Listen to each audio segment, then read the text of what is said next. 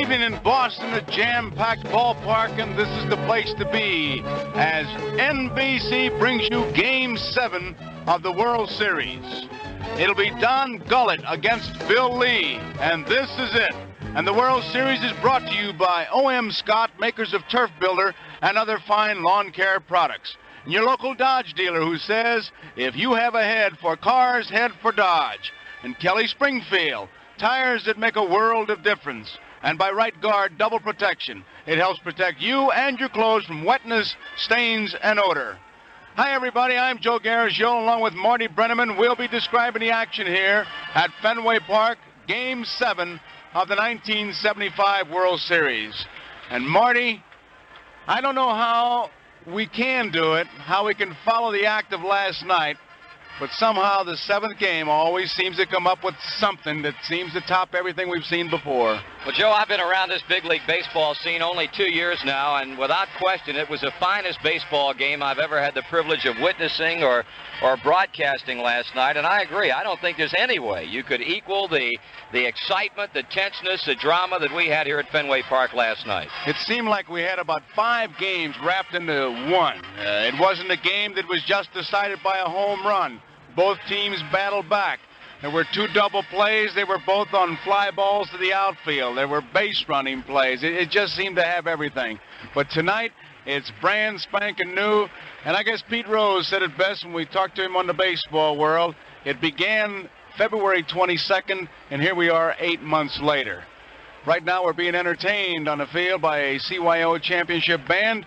And this broadcast is authorized under broadcast rights granted by the Commissioner of Baseball solely for the entertainment of our listening audience, and any publication, rebroadcast, or other use of the descriptions and accounts of this game without the express consent of the Commissioner of Baseball is prohibited. And the Commissioner of Baseball has the right of approval of the announcers of this event. Marty, Sparky Anderson is going with the same lineup, but there has been a change as far as the Boston Red Sox are concerned. That's right, Joe. Bernie Carbo, who's had an amazing series as a pinch hitter. He tied a World Series record last night with his second pinch hit home run in this fall classic. And he's a guy who, as everybody knows, was pretty eloquent in his feeling that he should have been starting in some of the earlier games in this series. He argued publicly and in private with manager Darrell Johnson. Well, Bernie Carbo is getting his wish tonight. He's going to be going against a club that he had one time played for, a first-round draft pick by the Cincinnati Reds back in 1967, and he's going to be their leadoff batter and in left field tonight with Carl Yastrzemski going to first base. And as you mentioned, Sparky Anderson going with the same lineup that he's gone with thus far in this series. But once again, with a left-hander on the mound, he's moving Ken Griffey from the new number 2 position in the lineup down to number 7, and he's elevating Joe Morgan up in the second spot behind Pete Rose.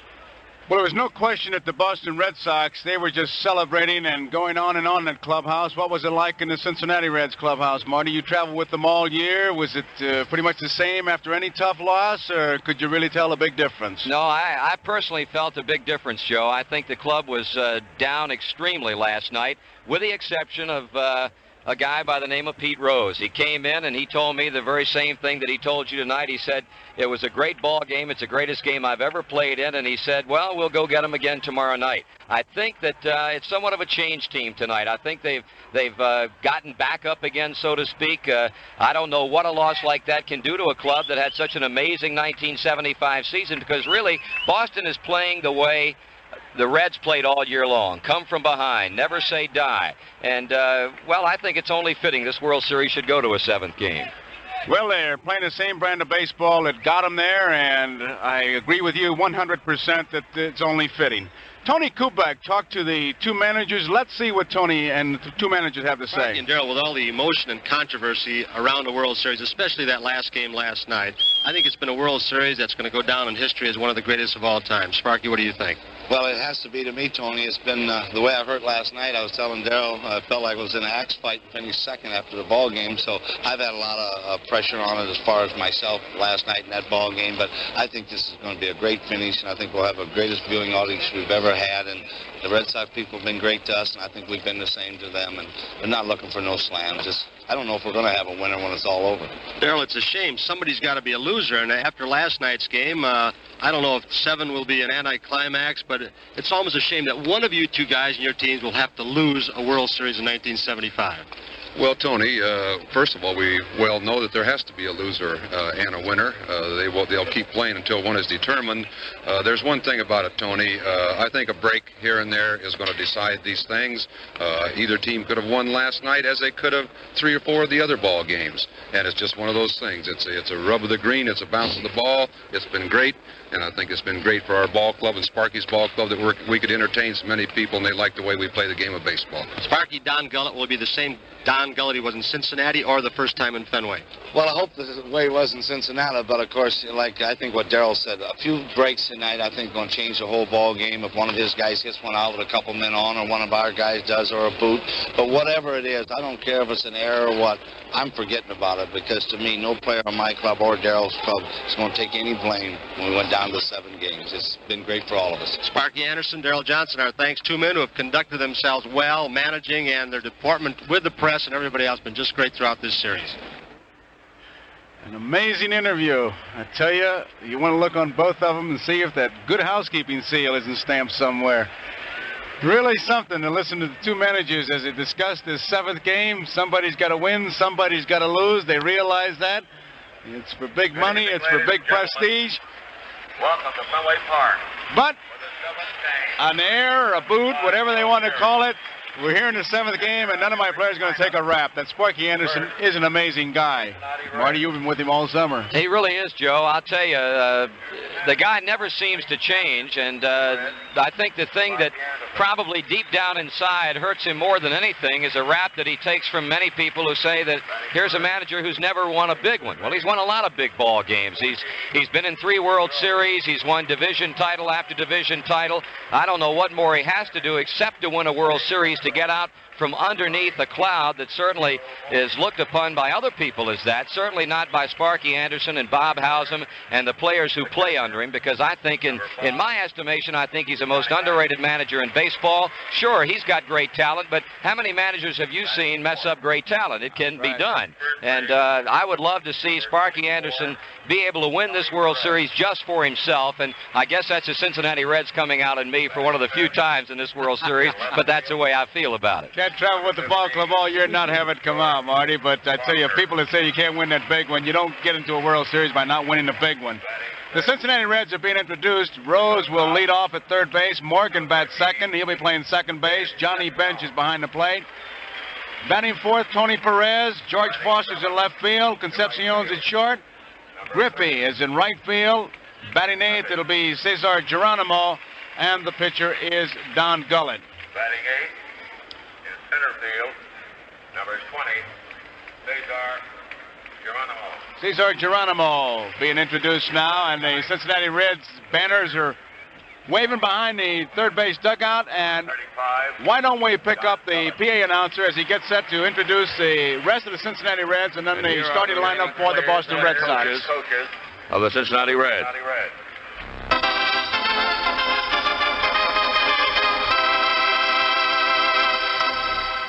Ladies and gentlemen, the Cincinnati Reds.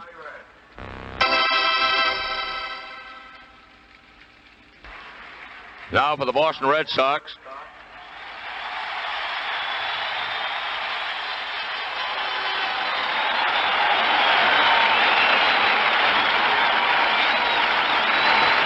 Here is the manager of the American League champion Boston Red Sox, Darrell Johnson.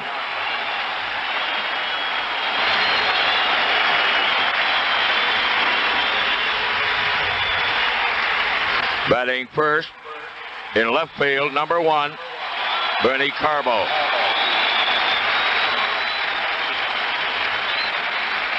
Batting second, playing second base, number 5, Denny Doyle. Batting third, playing first base, number 8, Howard Yastrzemski.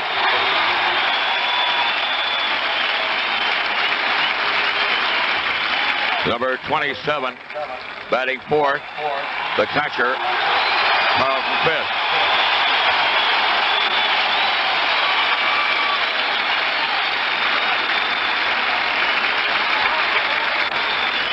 Batting fifth, in center field, number 19, Fred Lynn.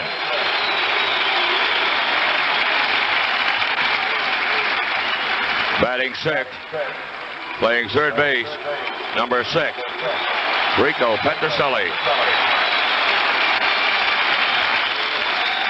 Batting seventh, in right field, number 24, Dwight Evans.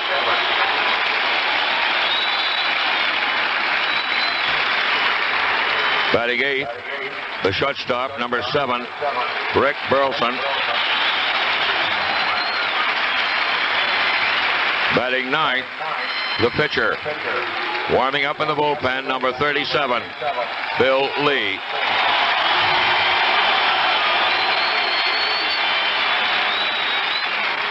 And here are the remaining players and coaches of the Boston Red Sox.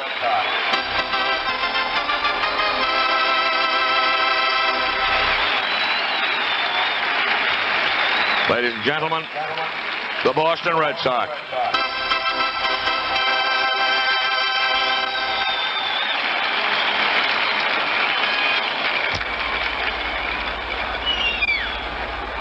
Ladies and gentlemen, tonight, the color guard detail is from our own Naval Air Station in South Weymouth. Our national anthem will be presented by the Wing Victory Singers from the 43rd United States Army Airborne Infantry Division. And now, to honor America, please join in the singing of our national anthem.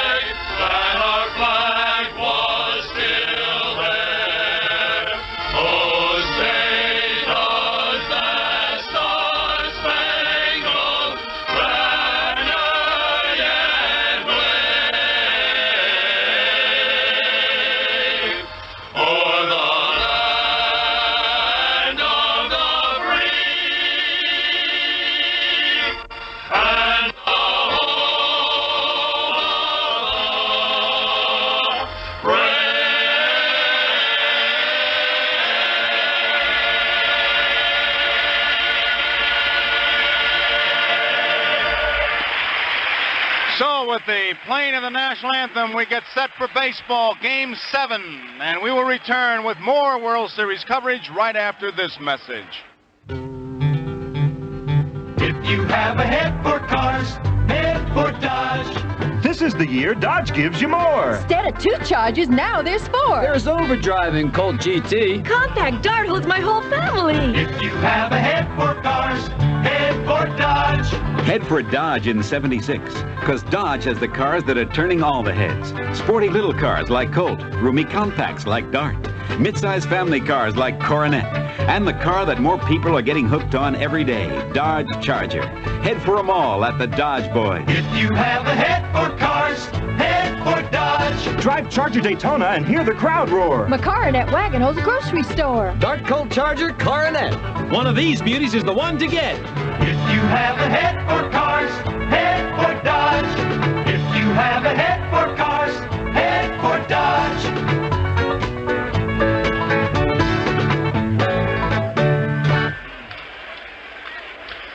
We're getting set as the umpires gather around home plate. We're getting set for the ceremonial first pitch. The umpires do the same umpiring rotation as in Game 1. Art France, the American League, will be behind the plate tonight. Nick Colossi of the National League will be at first base. Larry Barnett, American League, at second base. Dick Stello of the National League at third base. And George Maloney, American League, and Dave Davidson in left and right field, respectively. As we look down towards the Boston Red Sox dugout, Commissioner Bowie Kuhn is getting ready. And let's pick up the PA announcement. New England have helped in the fight against cancer in children by supporting the Jimmy Fund.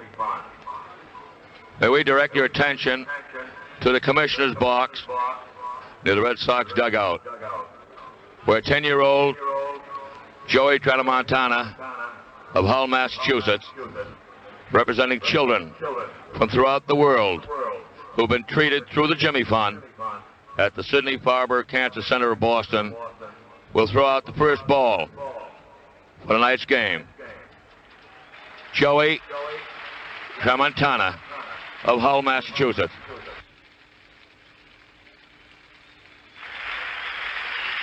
Little Joey, a left-hander, fires it to Carlton Fisk, and now the youngster who's had the thrill of a lifetime throwing out the first ball gets a double thrill as Carlton Fisk goes over, has a few words to say to the youngster. And boy, you talk about big starry eyes. I wish all of you could see Joey Tramontana of Hull, Massachusetts, a 10-year-old. 2 baseballs, a box seat at the World Series. Right now, let's pause 10 seconds for station identification. This is WNWS-FM in New York, and the World Series is brought to you in part by Michelob Beer, Anheuser-Busch, St. Louis, Missouri. Well, the Red Sox have just taken the field. Bill Lee, the left-hander, walking to the mound. This is his second World Series game. He started the second game of this series here in Boston, October 12th. He pitched 8 innings. He was removed after bench led off the 9th with a double. He allowed 2 runs, 5 hits, no decision. He walked 2, struck out 5. It's a sinker ball pitcher, and he has been the darling of the media. He has been in for all kinds of quotes. It all began when, after the series was tied at 2 apiece, they went in to get a fantastic quote, I guess. And when they said to him, well, what do you think of the series so far? He studied for a minute and then said, well, tied. And with that, everybody knew that they really had something on their hands. Bill Lee, he'll be going against Don Gullett, who is the ace of the Cincinnati pitching staff. Gullett, who many thought might pitch in the 6th game, here in the 7th game. So it'll be a battle of 2 left-handers on just a perfect night for baseball here in Boston. Bill Lee warming up with Carlton Fisk, who really is the man of the hour here with that big home run of last night. Although Bernie Carbo, I tell you, who is starting in the left field, he was walking about 4 feet off the ground as he came in as a pinch hitter and hit a 3-run homer. And I'm sure you've heard all that. It'll be a game that'll be talked about for many, many, many months. It was one of the most exciting games I think I've ever seen. Catches, home runs, base hits, and what have you. But again, it's a new day, it's a new night. We're all tied, 3 games apiece. This is it, game number 7. And to bring you the play-by-play, Marty Brennaman.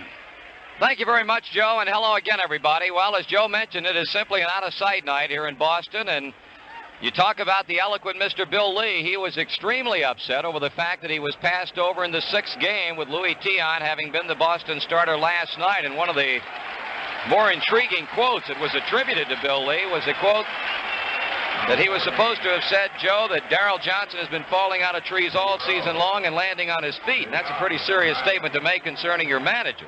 Well, unless your manager knows you and has a lot of understanding, and you're a pretty good pitcher, and not necessarily in that order. Right.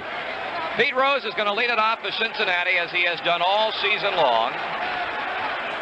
Switch hitter batting right-handed. The first pitch of the decisive 7th game of the World Series is low a ball, and this game is underway. Lee pitched in the estimation of the Cincinnati Reds, the finest game they have had thrown against him in this World Series when he started the 2nd game. 1-0 pitch is over for a taken strike. In that game, he pitched 8 innings, giving up that leadoff 9th inning double to Johnny Bench before being lifted. The Reds scored 2 runs in the 9th to make a loser out of reliever Dick Drago. Here's a 1-1 to Rose, and that is swung on and missed. Now, we should point out that the type of pitcher that Bill Lee is, a left-hander, a sinker baller, is the kind of pitcher that the Reds had a great deal of problem with in 1975. He is much like the same type of pitcher as San Diego's Randy Jones is, and he beat the Reds 3 times. Here's a fly ball into shallow right. Evans coming in hard. Doyle going back, and Evans will make the catch.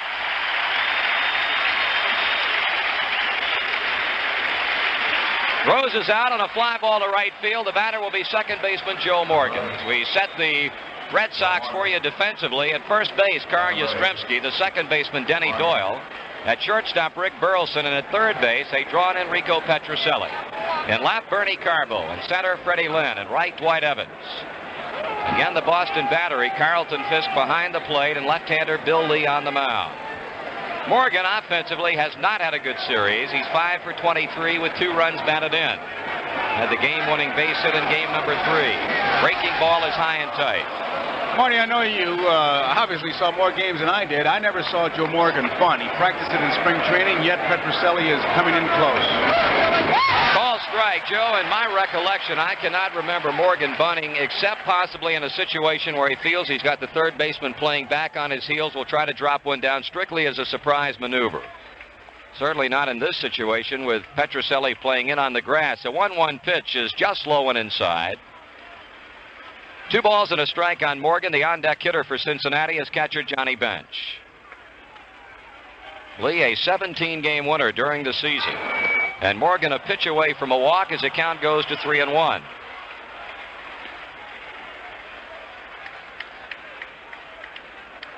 Reds came into the final 2 games of this series leading 3-2 after Gullett's super pitching effort in Cincinnati last Thursday, but the classic duel won by Boston last night. Checked his swing. No, he didn't. He got around on it as a full count. Morgan arguing with plate umpire Art France. So with that strike, it'll send Petrocelli back a couple of steps at third base.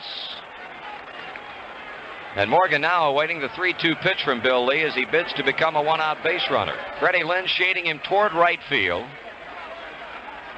Morgan, of course, went the other way last night. Base hit to left. Okay, Lee looking in to get the sign from Fisk, a nod of the head. The wind, the 3-2 pitch to Morgan. Swung on and pulled foul between the bag and the coaching box at first. I was paying particular attention to Fred Lynn as he crashed into the wall last night. When Lynn was introduced, he kind of didn't really limp out there, but he wasn't walking gingerly, and when somebody patted him on the backside, he winced. So you know that tailbone is sore. Again, the payoff pitch. Morgan has struck out swinging on a pitch in on it. So Rose with a fly to right. Morgan has struck out 2 away, and here's Johnny Bench. Johnny Bench, the catcher. Bench has gone 6 for 25. He's driven across 4 runs, had a home run at Riverfront Stadium in Cincinnati.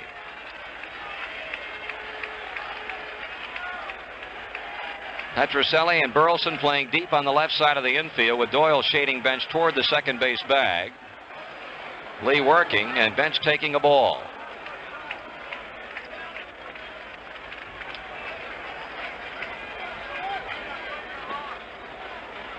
Now the 1-0 pitch, swung on, bouncing ball to shortstop. Burleson up, throwing to Yastrzemski, and the side retires.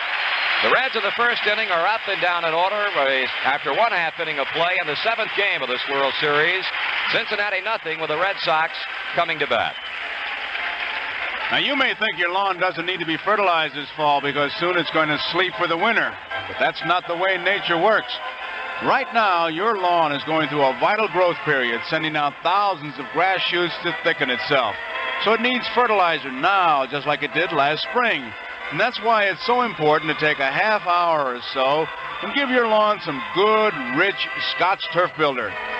You see, Turf Builder gives your lawn the essential nutrients that it needs during this growth period, and it releases nitrogen slowly as your lawn needs it.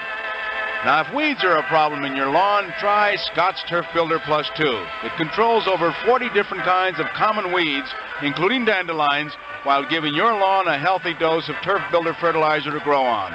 Stop by your local Scotts retailer this weekend for some Turf Builder or Turf Builder Plus 2. Scotts want you to have a lawn you can be proud of.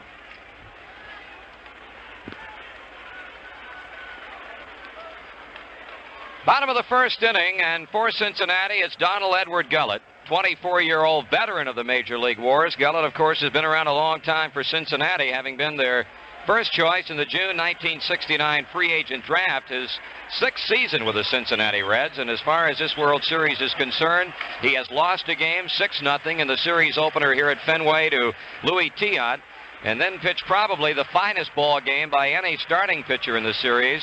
We mentioned last Thursday night in Cincinnati when he went 8 2/3 innings, winning that game by a score of 6-2. And Joe, I think everybody knows, Sparky Anderson said it, Don Gullett, by his own admission, felt that imposing left field wall here at Fenway in his first start bothered him.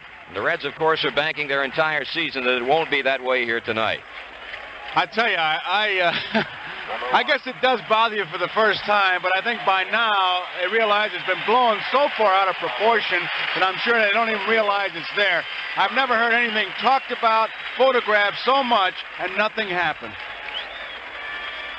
Bernie Carbo will lead it off for the Boston Red Sox after Bill Lee set the Reds down in order in their half of the first inning. Carbo, of course, has been up only 4 times, but all he's done is hammer 2 pinch hit home runs, one in Cincinnati, an opposite field shot, and then the biggest thrill of his life last night with the 8th inning 3-run pinch hit home run to dead center off of right-hander Raleigh Eastwick to tie the game. Carbo, a left-handed batter, a one-time teammate of Don Gullett. And as Gullett started to work, Carbo stepped out of the batter's box. Carbo will be followed by second baseman Denny Doyle and first baseman Carl Yastrzemski. Now the pitch, and it's a fastball swung on and missed. You hear so many stories during the World Series. I read one today. I always felt that Carbo worked at hitting the ball to the opposite field, and that's what it takes. But story today I read, it said when as a youngster, they didn't have a right fielder, and if you hit the ball in right field, you were out, so he learned to hit the left field.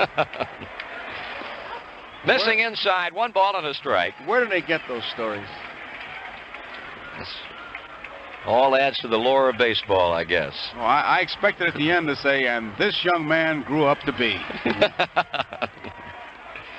Gullett 1-1 with Carbo in pitching. That pitch just does miss down low and away. 2 balls and a strike. Bernie Carbo had an outstanding first half of the 75 season for Boston. His complete season totals .257 batting average with 15 homers and 50 RBIs. Swung on and hit well to deep left center field. Foster and Geronimo looking up. It's going to be off the wall. Geronimo tries to play it on the carom, and now Carbo goes in standing up with a double. Well, Bernie Carbo has put a charge and still another baseball. He came within inches of another home run, and I tell you, that takes a lot of work to be able to hit that ball that far in the opposite field. He's got a good, smooth stroke that way, and wall or no wall, that was extra bases in anybody's ballpark. So the Red Sox have a runner in scoring position as Carbo doubles high off the fence in left center field. Denny Doyle will be the hitter. Pete Rose looking for the bunt is in at third base. Don Gullett sights a sign from Johnny Bench, a backward glance at second. Pitching, swung on, fly ball right field. Griffey is there. He makes the catch. Carbo bluffs a move to third and very wisely thinks better of it. Ball bounds away from Concepcion, and Johnny Bench finally picks it up as it crosses the third base foul line. So Doyle jumping on Gullett's first pitch, and he hit the ball on the button, but directly at Kenny Griffey. Here's Carl Yastrzemski.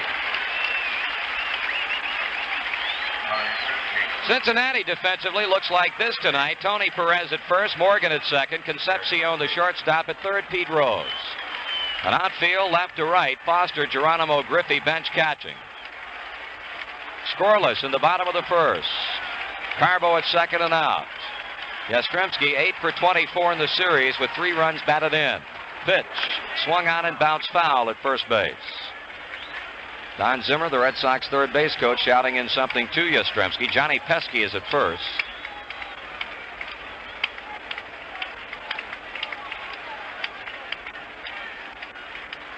On deck, Carlton Fisk. Gullett looking in, now the stretch. And the 0-1 delivery misses outside. It's a 1 ball and 1 strike count.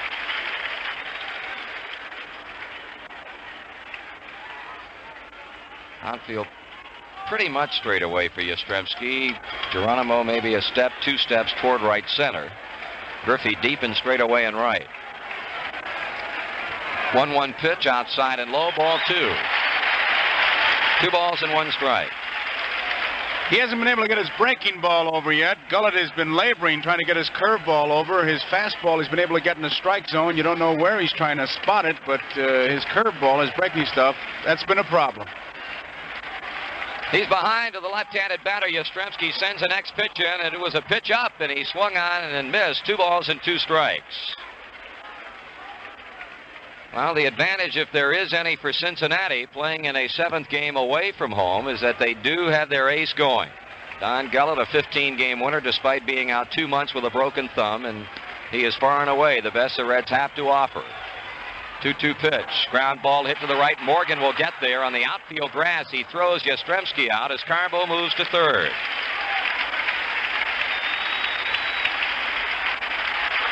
So the man who chalked up win number 3 in this series for the Boston Red Sox, and he's getting a standing ovation as he comes to the plate, Carlton Fisk. You watch the replay focusing on Fisk last night, Joe, and it was a picture of extreme joy and jubilation.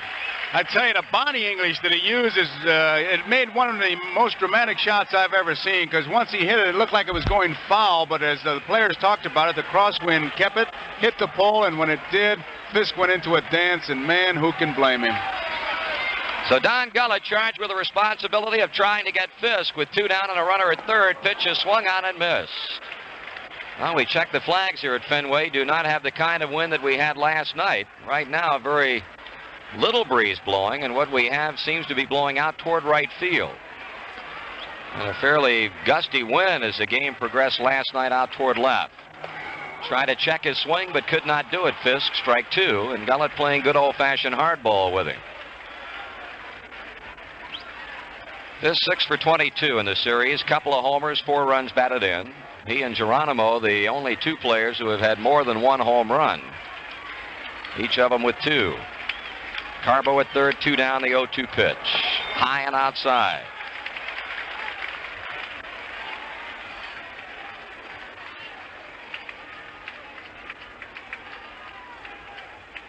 Gullett goes to rubbing up the baseball as Fisk steps away from the plate. Fred Lynn is on deck for the Red Sox. Carbo, who doubled to begin the inning. Doyle lined out. Yastrzemski bounced out. And now it's 2 balls and 2 strikes. And again, Gullett comes with a fastball up.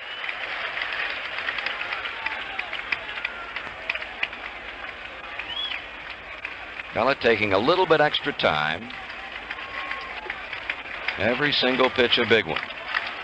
He's ready with a break-even delivery. He struck him out swinging. Foul tip that Johnny Bench hung on to, and that's all for Fisk, and that's all for the Red Sox in the first. No runs, a hit. Carbo left at third, and after 1 complete, it's the Reds nothing, the Red Sox nothing. You know, the real professionals never stop studying. And that's why we developed the John Hancock Institute in Boston, where many Hancock agents learn the latest changes in group insurance for your business, as well as the newest developments in life insurance to protect your family. At Hancock, we never stop learning. Put your John Hancock on a John Hancock for your family, for your family. Here's a money-saving tip from the Cat's Paw Cat and me, your shoe repair specialist. Fall is shoe tune-up time. If you're like most people, you've got a closet full of perfectly good, low-mileage shoes you paid a lot of good money for. Bring them to me. I can shine them up on the outside, freshen them up on the inside, and have them purring like new again with famous Cat's Paw soles and heels. All at a price that makes my fall shoe tune-up one of the biggest bargains around. Right, Cat's Paw Cat? Scoreless at the end of 1 complete as Tony Perez prepares to lead off the second inning for Cincinnati. And, well, you look at the World Series conquest, Joe, of both of these ball clubs, and it's been quite some time. The Reds have not won a World Championship since 1940, and should the Red Sox win tonight, it'll be their first World Series victory since 1918. That is a long dry spell. The big guns have really not produced consistently for Cincinnati in this series. Tony Perez had the 1 big game with 2 home runs and 4 RBIs last Thursday night to back the pitching of Gullett. He's had only 4 hits. First pitch is high and outside from Lee. 4 hits and 23 times up. 2 hits last night. Has 5 RBIs.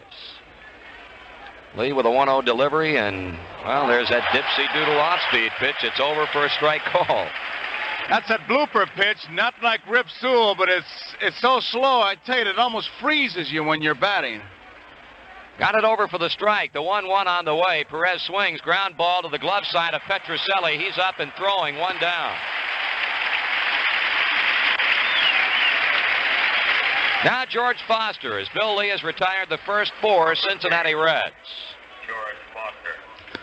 You know what happens a lot of times when a fellow throws an off-speed curveball or a blooper pitch or that big lollipop that Lee threw? You go up there saying, I'm going to look for that thing until I get 2 strikes on me. And then you might see some action. And that's the danger of it, that you make one hitter look bad and the other guy starts to look for it because he thinks you've fallen in love with it. And pretty soon you're backing up third. Here's a pitch to Foster, swung on, hit well into left field. Going back is Yastrzemski. He'll have to play it off the fence. Foster will try to come to second. Here's a throw, and he's going to be out. Carbo made the play off the wall in left field and fired a veritable strike to second base. And Foster, trying to get 2 bases out of it, is cut down as Carbo played it perfectly off that fence in left field. Coming up with the ball on 1 hop, firing quickly onto the infield, and the tag applied by the shortstop Rick Burleson to get the out. Well, Bernie Carbo has been saying all along I should be playing. I don't know why I'm not playing, and he's made it pretty loud. He's made it pretty public, and I'll tell you, you can't ask a guy to do any more than he's been doing. He's got 2 big home runs. He doubled his first time up here. The first chance he gets to make a defensive play, he guns his man down. That he does, and the Red Sox continue to play good fundamental baseball. Denny Doyle, the man who took the throw at second base, so if you're scoring with us, scored 7-4 on the outplay of Foster. 2 down, Concepcion. He shortens up on the bat, drawing Petrocelli in, but it's ball 1.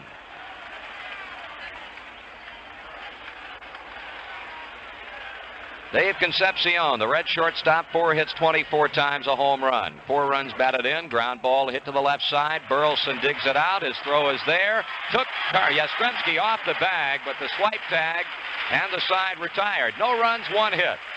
In the middle of inning number 2 at Fenway Park, it's the Red Sox nothing, the Reds nothing.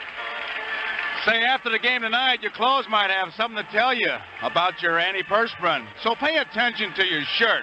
If it doesn't look and smell fresh, it's telling you to try new Right Guard Double Protection Antiperspirant. It helps protect you and your clothes from wetness, stains, and odor. Right Guard Double Protection. Now, your clothes will tell you if you need it. Matter of fact, there's a fan behind third base whose jacket just told him he needs new Right Guard Double Protection. And when you shave in the morning, you want to shave that's as close to perfect as possible. Very close and very safe. And that's why you should shave with the Gillette Track 2 2-bladed razor. It shaves real close because as the first blade cuts the whiskers, it stretches it out so the second blade can cut off an extra piece of whisker. And it shaves you safely because the blades are both recessed. So start shaving with the Gillette Track 2 shaving system with regular or adjustable cartridges and start giving yourself the closest thing to a perfect shave. Okay, in the Boston second, a no-score game. Each club has had a hit, a double to lead off the first inning by Bernie Carbo. He was left at third base as Don Gullett struck out Carlton Fisk to retire the side. So Freddie Lynn will stand in for openers here in the second. Pete Rose mentioned on that home run that Lynn hit last night, figured he had to hit one sooner or later, and he certainly did, hitting one over the bullpen in right center field with 2 on in the first inning.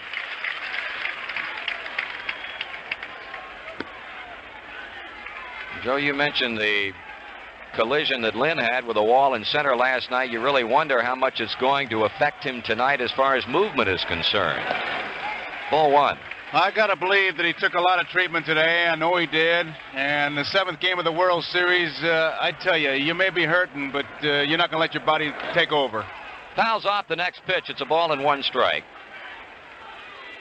Lynn has had 7 hits and 23 at-bats with 5 runs batted in, followed by Rico Petrocelli and Dwight Evans. Lynn, a left-handed batter. Rose pulled well off the line at third base. Pitch. just outside, and Don Gullett continuing to have problems getting his breaking stuff over. 2 balls with a strike.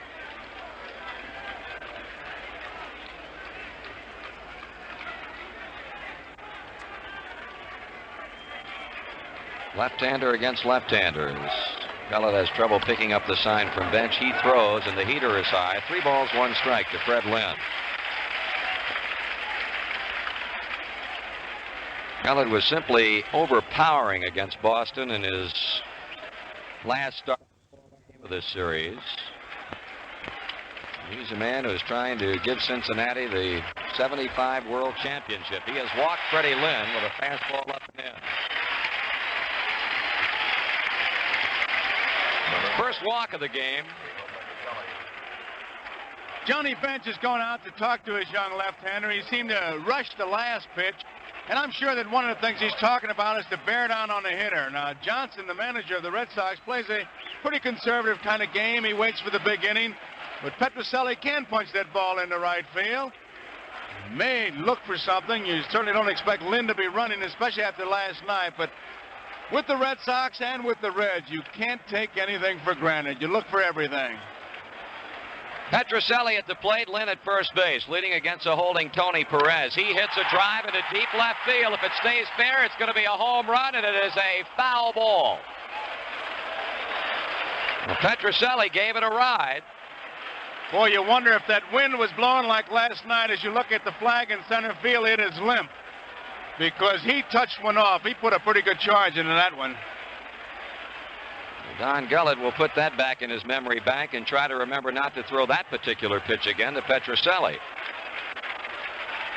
Infield looking for the ground ball. Left-hander cranking it up again. Bouncing ball hit to third. That's going to be a foul ball. Rose steps across the line to field it. Strike 2. And a World Series record set here last night with 12 pitchers working, 8 for Cincinnati, but an interesting question was put to Sparky Anderson earlier tonight about how he would go in this game, Joe. I said, you're going to run him in and out as you did last night if you have to? He said, nope, I'm going to go with Don Gullett as long as I possibly can. He's the best I've got. Well, I guarantee you if he gets in trouble, he'll run him in. He sure will. That cart was about to run out of gas last night. Joe Morgan has come in from second base to talk briefly with Gullett. No score, bottom of the second. Lynn at first base with a walk. Gullett delivers, and he has struck Petrocelli out swinging. Well, Gullett has his second K of the game, and here's right fielder Dwight Evans. I know there are a lot of heroes in this World Series, but if I had to vote right now as to who the most valuable player is, and here we are tied at 3 apiece, Dwight Evans would get my vote. I think he has contributed more than anybody on either ball club. Well, most of the guys felt last night had Eastwick been able to do a number on Boston, he would have done it. In fact, somebody said he got the car, but it was repossessed. Here's a pitch to Evans, and he swings and misses at a breaking pitch. This young man has been truly outstanding. Defensively, he's had some big base hits for him, had a home run in Cincinnati to tie up a game in the 9th inning. Now time is called as Gullett takes a little bit too much time. He steps back off the pitching rubber, and Evans moves away from the plate.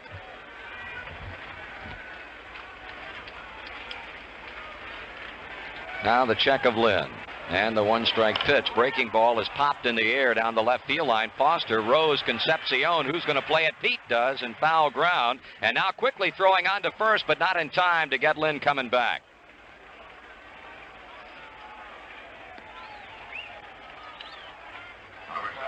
Two away for the shortstop and number 8 batter in the Red Sox lineup, Rick Burleson. Marty, as Gullett takes some time talking to Morgan, I'm going to ask you something that has nothing to do with the game, except it does involve Gullett. When he delivers the pitch after he finishes, he always seems to grab his right side. Is it that a nervous habit, or is it just his pants are slipping? No, it's a nervous habit that he has, Joe. Because I figured that, you know, he could call a tailor and solve the problem. He keeps grabbing it, and I worry about things like that. Burleson looking for his 8th hit. First pitch is a fastball low.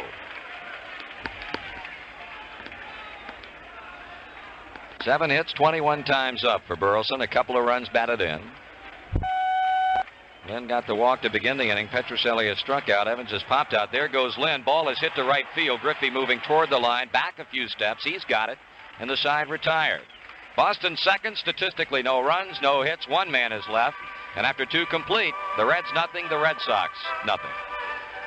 You want a good start towards a thicker, greener lawn? Well, then put down some good, rich Scott's Turf Builder. You may not realize it, but this is the time of year when your lawn is going through a very important growth period. The time when it sends out thousands of shoots to thicken itself. Scott's Turf Builder is chock full of the nutrients that your lawn needs. And if you take just a half hour to spread some Turf Builder this weekend, you'll help your grass stay green and healthy all fall and right into the winter. And that can make for a better looking lawn come next spring. Scott's can put a halt to your crabgrass problems too with Scott's Halts Plus.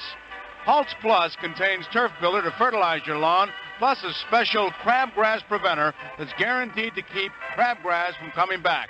Or you get your money back from Scott's, and we promise it right on the package. You'll find Turf Builder, Halts Plus, and all our other lawn care products at your local Scott's retailer. Stop in soon. Scott's wants you to have a lawn you can be proud of. No score in the 7th game as we move to the top of the 3rd inning, and we'll return with more World Series coverage right after station identification. Getty Oil Company would like to encourage you to shop around for the best price for premium gasoline because, according to a recent survey, Getty Premium sells from 2 to 2.5 cents less per gallon than most other major premiums. So we're sure a lot of you will end up buying from us. Remember, don't waste gasoline, but when you do drive, fill up with Getty, premium or no lead. Getty's got what's best for your car. This is WNWS-FM New York. You'll hear news and information live 24 hours a day at 97 on your FM dial. 0-0 ball game at the end of 2, and it'll be right fielder Ken Griffey dropped down to the number 7 spot in the Cincinnati Reds batting order tonight with Bill Lee on the mound. He'll begin it, followed by Cesar Geronimo and pitcher Don Gullett. So Bill Lee will be looking at 3 straight left-handed hitters here in the 3rd inning. Marty, just a note in passing, Lynn running the last time he was on base, even though he may be sore, and we all know he is, not affecting his style of play. He was breaking with the pitch as Burleson hit it, and I'm sure that those Reds on that third base side made a note of that. Griffey hitting .250 in the series, 6 hits, 24 at-bats. He's driven across 4 runs and has had some big base hits for Cincinnati. And a 2-run triple here last night. Lee going to work on him. First pitch misses, ball 1. Petrocelli playing just a step on the grass at third base. Griffey with outstanding speed. Strike to him. It's 1 ball and 1 strike. Reds have had 1 hit, a single by Foster in the 2nd. Thrown out trying to stretch it into a double. Now the 1-1 pitch. Swung on and lined into right center field. That's a base hit. Freddie Lynn loping in to scoop it up as Griffey takes a big turn.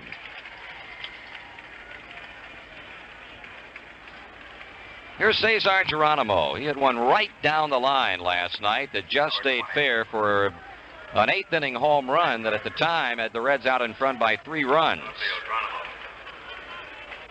So now we'll get a chance to look at a left-hander with a pretty good move. Bill Lee picked off 11 runners in 1975. Last year picked off 15. Reds in with their 2nd hit as Griffey opens the 3rd with a single. The pitch to Geronimo, taking a ball. He had such a good move as he came towards the plate. He had Griffey breaking back towards the bag. He really popped a shoestring on that move, I'll tell you. Griffey took 2 steps back to first base. One of the things you have to watch with Lee's move, too, is that when the catcher returns the ball, he'll get in quickly, flip to the base, and if you're loping back, you're out. Swung on, bouncing ball by the mound. There's Doyle, there's Burleson, and there's Yastrzemski, a double play.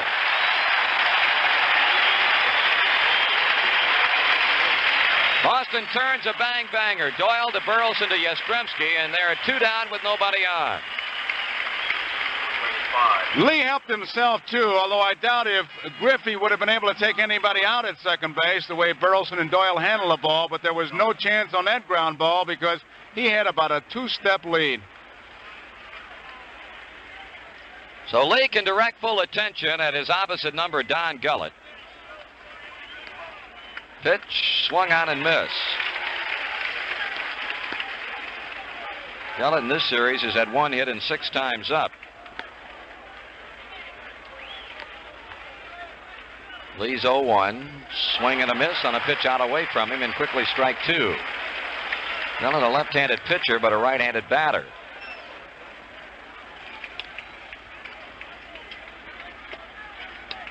0-2 pitch. Just missing outside and low. A ball and 2 strikes. The Reds nothing, the Red Sox nothing. We're in the top of the 3rd. This the decisive 7th game of the World Series. Gullett swings and lines one into right field. That's a base hit. We've seen some pitchers become pretty good hitters in this series. Louis Tiant. Don Gullett has his 2nd hit. That'll keep the 3rd going for Pete Rose up for the 2nd time. Hit a fly ball to Evans in right field as a leadoff batter in the 1st inning. Shortstop Burleson talking with Lee out behind the mound. Now the plate umpire, Art France, runs out to inspect the baseball before giving it back to Lee.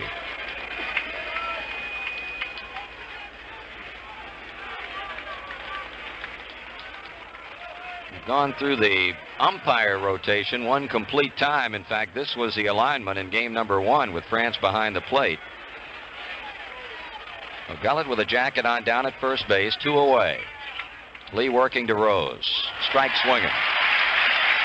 A pretty good indication of the move that Lee has. Jastrzemski is playing off the bag. Gullett with 2 outs is really not going to steal, yet he was breaking back towards first base as Lee came towards home. That's a pretty good move when you can do that. And it's a type of move, Joe, that takes away a very, very vital part of the Cincinnati Reds game, and that's a running attack. What it does, too, Marty, it cuts down about 3 steps and gives the outfielder a chance to make that play at third base on a base hit. Lee comes set, his 0-1 pitch. Missing low, a ball and 1 strike to Rose. Rose carrying on his conversation as he has done game in and game out with Carlton Fisk.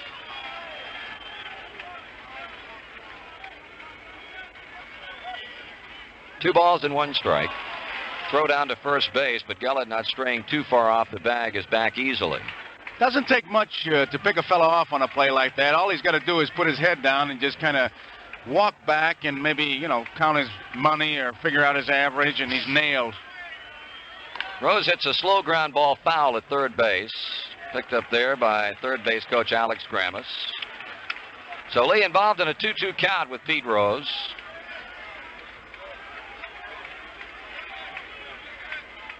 It's a guy that really enjoyed playing in that game last night. I think he told everybody within earshot of what it was, a privilege it was, really, to be a part of it. 2-2 pitch. Swung on, hit off the mound. Lee running for it, picks it up, throws to second. He got the force play on a close play.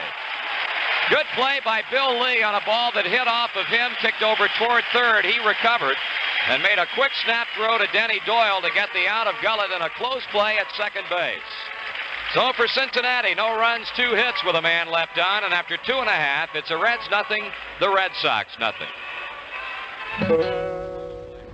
There is a name for an automobile in which a driver may have not only great comfort, but great confidence. It is called Cordova. In Cordova, you will enjoy much confidence. The confidence of knowing your automobile possesses a look of dignity, a look of simplicity, uncluttered by time or fashion. In Cordova, you can feel this confidence in thickly cushioned contour seats, available in rich crushed velour or soft Corinthian leather. In Cordova, you will have confidence, the confidence to control the road, to approach both curve and straightaway with marked assurance. In a word, it is called quality. the very definition of a most surprisingly affordable small Chrysler, Cordoba. With Joe Garagiola, Marty Brennaman, as the Red Sox come up to hit off Don Gullett in the bottom half of the third inning. Reds have had 3 hits. The Red Sox have had 1. That leadoff double by Carbo in the first inning, and he's going to be hitting second here in the third after pitcher Bill Lee leads it off. That play that Lee made, his follow-through is not what you would call right out of the Spalding guide. He falls towards third base, and a lot of times he's got his back turned completely to the batter, which he did on the ball that was hit by Rose. And they say that he's caught the ball and even practices it. That's what Kubek tells me, catching the ball with the glove on his back and just almost like a contortionist. And on that particular play, I must say this, he was out of position. He really was falling towards third, but he made the play. Lee swings and fouls the first pitch to Johnny Bench's mitt. He was 0 for 3 in the second game of this series, and with a designated hitter in the American League, he has not had a hit since way back in 1972. Here's a call strike. Remember in that game, he laid down a pretty good bunt. Bench had to make a terrific play to get him at first base.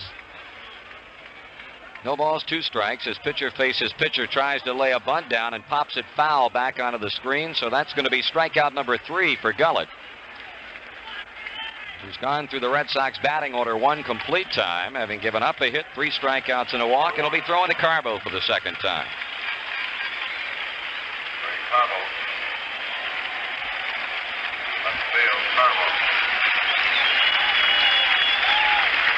Joe, what is it about a player traded away from a club, and more often than not, he comes back to haunt his former team? Well, I'll tell you, the first time you're traded, you're going to prove to that club that they made a mistake.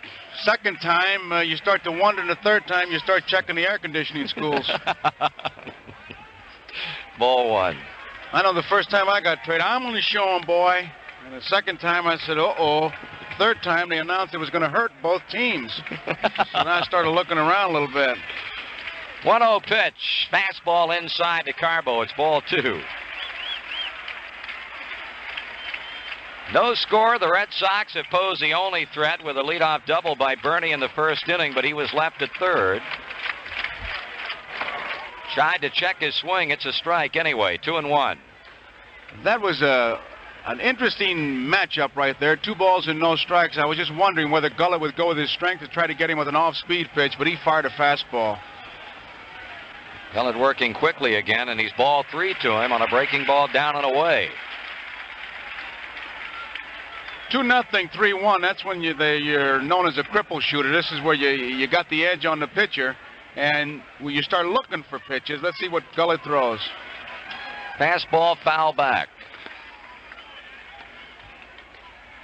So 3 balls and 2 strikes on Carbo with Doyle on deck. Boy, that's like a big commercial, Marty. Gullett is saying, if you guys are going to beat me, you're going to beat me on my fastball. I'm not going to think my way through. I'm going to throw my way through. Well, he showed it to him time and again Thursday night. He had a good one. Carbo tries to shoot a pitch out away from him down the left side, and it's back on top of the roof, a foul ball. Had complete command of his pitches in his last start against the Red Sox, and as we pointed out here in the early innings, has had some difficulty getting his breaking pitches over. When you got a good fastball, you can erase a lot of mistakes. He's got a good one. Here comes a 3-2 pitch. He lost him to a walk.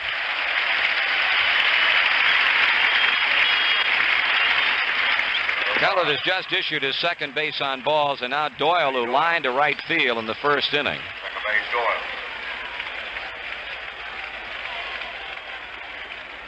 Doyle. Both managers appeared to be amazingly loose tonight, although it's a key to the type of feeling, inward feeling, that Sparky Anderson has when he is talking incessantly, and he did that from the time he got to the ballpark. It's a nervous man when he's talking a mile a minute, and he was doing that today.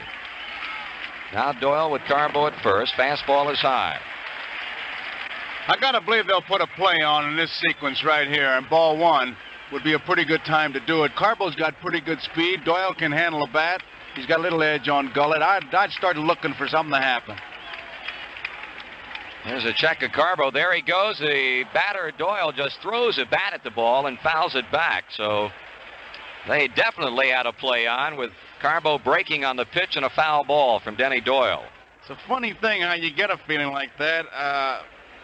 Not trying to explain it or anything, but Doyle just wasn't sure of the sign that Zimmer was giving him. Like he as much as said, "Are you kidding me? You're putting a play on?" He just wasn't sure of it. And Zimmer had to go through it again. Looked like a football referee down there giving signs. And if you got somebody who's got control, you just start looking. Doyle's the only player on either team to hit safely in all 6 games. Here's a 1-1 line drive hit to right field. Here comes Carbo checking Griffey. He takes a turn. He's coming to third. The throw goes that way, and it's off the mark. So the Red Sox are knocking on the door with runners at first and third on a walk to Carbo and a base hit by Doyle. 1 down in the bottom of the 3rd inning, and the hitter will be Yastrzemski. That was a good piece of hitting by Doyle. Ball was up, and he was able to pull the ball. He didn't really snap at it, but he was going in the right spot to try to hit it in the right field to get a first and third. Now they're going to have to lay back, get a double play to get out of it, and they got a tough man, Yastrzemski. Well, Doyle has assured himself of hitting in every single game of this World Series with that base hit. Crowd getting fired up at Fenway. Yaz with a ground ball to Morgan his first time up. Here's a pitch to him. Swung on, ground ball, base hit to right field. Carbo comes in to score. Doyle takes a turn. Griffey cranking toward third. Not in time. Yastrzemski goes to second. And the Red Sox have taken a 1-0 lead.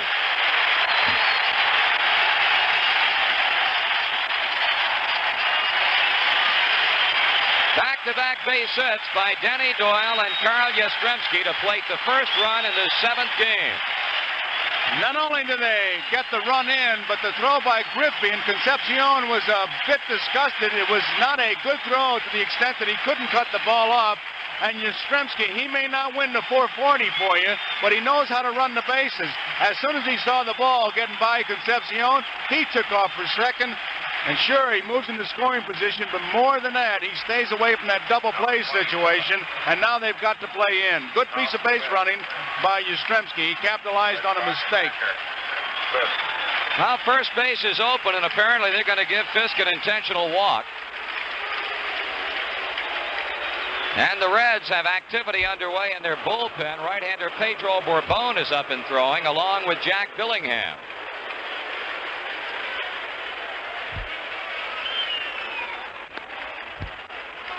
Carlton Fisk getting an intentional walk that will fill the bases with Red Sox and bring on Fred Lynn. Lee began the inning by striking out. Carbo got that walk, and boy, how many times a walk will come back to haunt a pitcher. Doyle hit to right. Yastrzemski single to right to get the run in. As Joe mentioned, with a throw to third, Yastrzemski went to second base, and now the bases are loaded. Larry Shepard, the Reds pitching coach, is coming to the mound to talk with Don Gullett. I'm sure it's just a case of a pitching coach going out to break a mood. Too late to be talking strategy here, and if nothing else, you just kind of remind your pitcher as to what you talked about before the game. I would think that he'd be saying something like, this guy is a good hitter, which I guess that must be brand new news, but also that he is an aggressive hitter, and watch the first pitch. Outside of that, it's up to Gullett. Left-handed batting Freddie Lynn, who drew a walk as a leadoff batter in the second. Now up in a run-producing situation for Boston. Doyle at third, Yastrzemski at second, Fisk at first, 1 out. A run is home. Gullett from the windup. Swing and a miss on a fastball high, and Bench bluffs a throw down to third. Well, Freddie Lynn was going for downtown on that first pitch. Infield laying back at double play depth. Foul ball at strike 2 as that foul ricochets off the mask of Bench. No balls and 2 strikes on Lynn.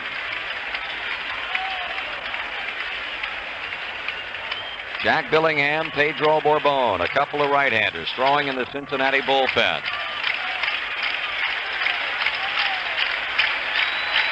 Don Gullett and the Reds in one whale of a jam. Here comes the 0-2 pitch. And just did miss with that one. In fact, I think Johnny Bench a little bit at odds with Art France over the call.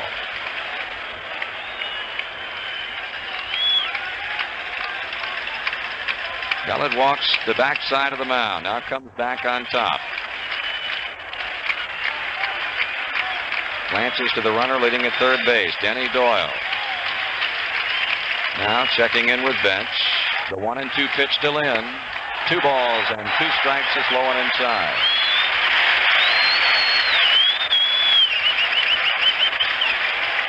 Freddie Lynn looking at a tremendous amount of real estate in right center and also along the right field foul line.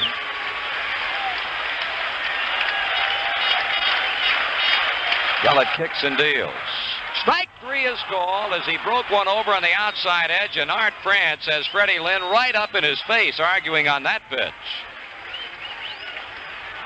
So Don Gullett comes up with a big strikeout as he gets Fred Lynn looking, and now will be working to third baseman Petrocelli, who struck out his last time up. One of the things to keep in mind, the last time up, Petrocelli hit the first pitch foul, almost a home run. 2 men out, a run in, bases loaded. The pitch to Petrocelli is fastball high, ball 1. Boy, they're all ready to pull that trigger. This is an aggressive hitting ball club.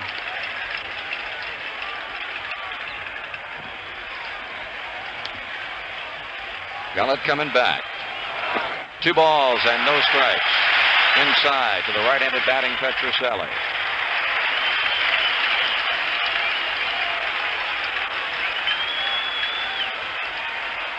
Reds outfield playing Petrocelli pretty much like they played Lynn, but Geronimo well into the gap in left center. 2 balls and no strikes. That's ball 3 high. Now you got a situation, 3 balls, no strikes. Johnny Bench going out to talk to the young left-hander, and you've got to remind him that Darrell Johnson likes to turn his hitters loose. 3 balls and no strikes, and Petrocelli's certainly capable of pulling that wall in behind third base. So he's going to have to give it that extra. And these fans, much like they holler for Tian, Louis, Louis, are hollering Rico, Rico. They turn you on, and I tell you, you can feel the electricity in this ballpark.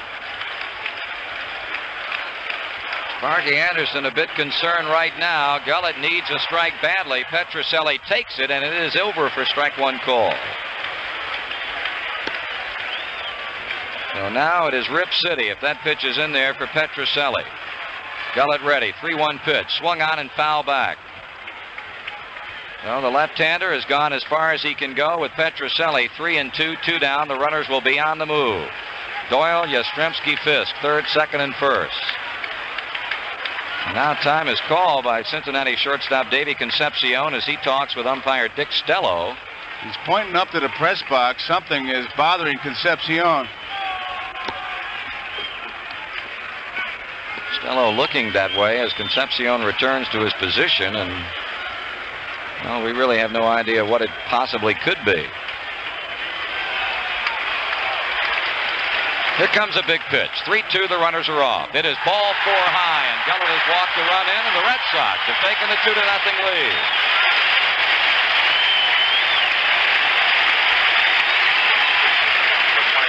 This is most definitely not the Don Gullett that we saw in Cincinnati. He has issued his 4th walk of the game, and most of his stuff here in the 3rd inning has been up. Now it's Dwight Evans who popped out to Pete Rose in the 2nd. Ball 1 high, a fastball. Morgan's coming in to talk to him. Gullett seems to be struggling out there. His pitches, he's been wild high. It's been a consistency to his wildness, and many times it's as old, I guess, the first time I ever heard it was my first year in baseball. If you're wild high, you're not bending your back. You're wild low, you're going down too far. It sounds so true, it sounds so easy, but when you're in the 7th game of World Series, forget about it. Your parts just don't want to work. 1-0 pitch. That's up. Ball 2. Well, you have to feel if Evans gets on, Sparky Anderson will be making a pitching change. Bases remain loaded. 2 runs across. Evans is ball 3, and again his fastball is high. He is struggling. That he is. Red Sox batters perfectly well content now to make Gullett throw strikes, something that he is having a hard time doing. 3-0 pitch. He almost hit him, and he's walked another run in. It is 3-0 Boston. And they're going bananas at Fenway Park.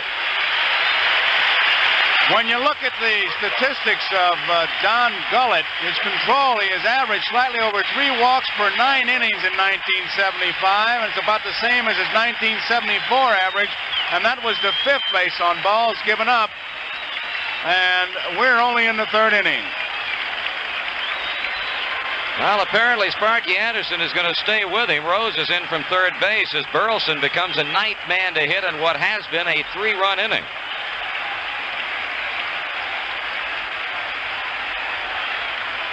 Gullett working. Swung on and popped up outside of first base, but Perez will not have a play on it. You know, a lot of people will be wondering, saying, he walked 2 guys. Why would Burleson swing at the first pitch? Well, the reason you swing at the first pitch is because you think maybe that the pitcher's going to let up a little bit to throw a strike, and if he gives you a little bit of an edge, you want to stick one in the screen. Burleson fly to right his first time. 3 runs across for Boston. Here's the 0-1 pitch. Check swing, and it's a ball. Gullett got it down, but too much so. It's 1 ball and 1 strike. Red Sox have gotten their 3 runs, have had a couple of hits. Their first run scored on a base hit by Yastrzemski, and now back-to-back walks to Petrocelli and Evans to get 2 more in. The 1-1 delivery. Swung on and popped up again off to the right as Bench comes over and watches it ride back into the seats.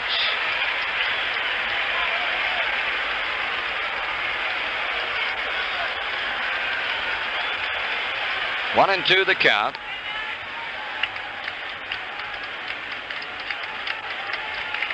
Gullett issuing 4 walks in the inning, one of them an intentional pass to Fisk. Right now he's a lead runner at 3rd base. Gullett ahead on Burleson. A ball, 2 strikes, 2 down. The left-hander kicks and fires. That is way inside and low as Bench was momentarily handcuffed by it.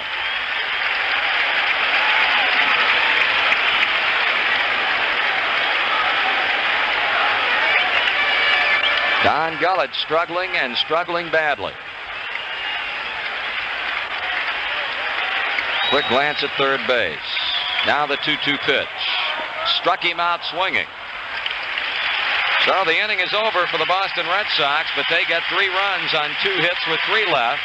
And after 3 complete, the Red Sox 3 and Cincinnati nothing.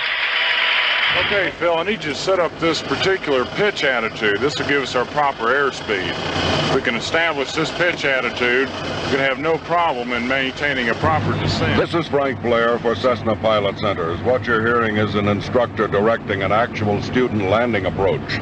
This is the student pilot's first landing. That airspeed. He has been thoroughly prepared on the ground and has practiced the skills needed in the air many, many times. Your nose straight with the rudder. The ground and flight instruction that has brought him to this stage of his training have been integrated in a single logical sequence. Okay, add a little power there. He's learned thoroughly from the most modern proven educational techniques, all specifically directed to the plane he is now landing, a Cessna 150. That's good landing, Phil. Cessna Pilot Centers, number 1 in the sky for some very down-to-earth reasons. They're in the yellow pages. Maybe it's time to give them a call and get your future off the ground. Top of the 4th inning, and the Boston Red Sox have taken a 3-0 lead and will return with more World Series coverage right after station identification. Easy day, settle back, pop the cap, bring on the great unexpected beer. What's so unexpected about Michelob? Maybe it's hard to get used to any beer being that good all the time. Anytime. Bring on the great taste of Michelob. Anheuser-Busch, St. Louis, Missouri.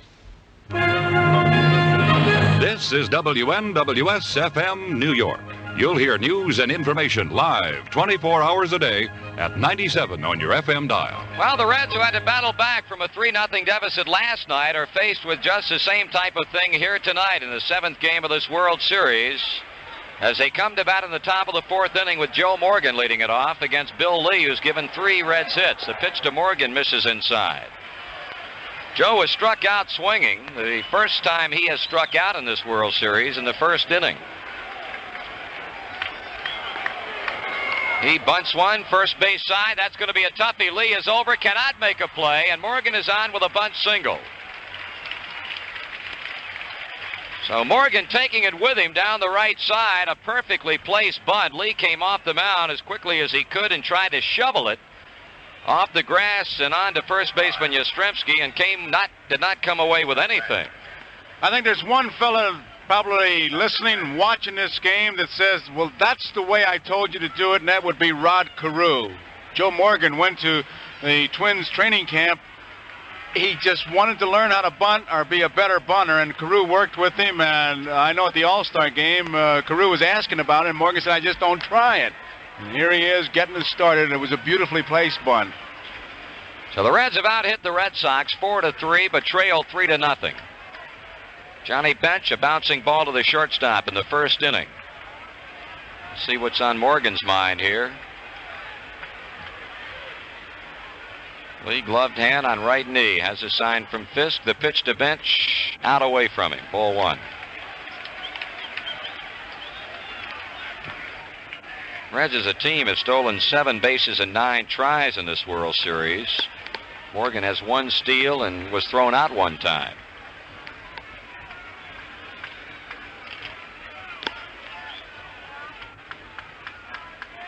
Lee taking a little bit extra time. Now coming with a 1-0 to Bench. Ball 2. 2 balls and no strikes. The crowd reacting because Morgan, he's not going to be going anywhere. He's trying to measure Lee. You got to give Bench a chance to hit it, and yet Lee put a move on him and broke Morgan back to first. Now the 2-0 to Bench, and that's low. 3 balls and no strikes.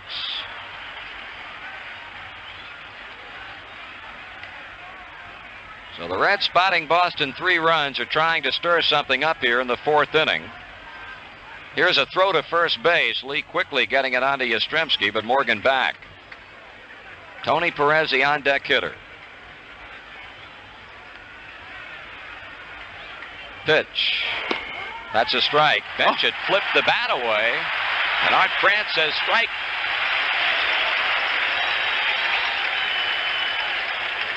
And Bench will talk about that pitch with a man behind the plate. 3 balls, 1 strike. Morgan edging further and further away from the first base bag. Lee looks that way, delivers. Bench with a fly ball hit to right center field. Freddie Lynn racing back, still on the move. He's under. He's got it. On the warning track, Morgan all the way down to second, comes quickly back onto first base. Well, Johnny Bench had the misfortune of hitting that ball to the deepest point in the ballpark, out near the 420 sign, and Lynn ran it down on the track. You know, when a pitcher comes into a ballpark, he looks at it and he says, where is my outfield? I mean, the field that's going to get me the most outs. And here in this part of the ball, in Fenway Park, the part that Bench just hit is exactly where you want him to hit it. Tony Perez grounded out as a leadoff batter in the 2nd. Call strike. An activity that had been going full force in the Cincinnati bullpen with Bourbon and Billingham now quiet.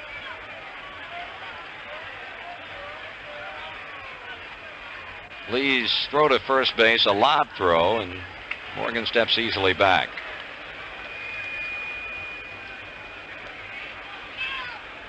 There goes Morgan. Pitch is taken, a strike, the throw down to second, and Morgan steals it standing up. It was an off-speed pitch to Perez taken for a strike. He had Bill Lee so measured when Lee started towards the plate that time that Morgan had about 3 steps as Lee still had the ball. There was no way Fisk was going to get him. Surprised that he even threw the ball. It was one of those that you just want to hold the ball and say, well, I'm not going to get an error, and it lets the pitcher know, hey, if you're going to hold him on like that, you might as well get a baton because we're going to have a track meet tonight. Second stolen base for Morgan in 3 tries in the series, but a 2-strike count on Tony Perez. Foster will be up next, and now Lee takes too much time, and Perez steps out of the box. A base hit now of any distance will get a Reds run in, with Morgan stealing second.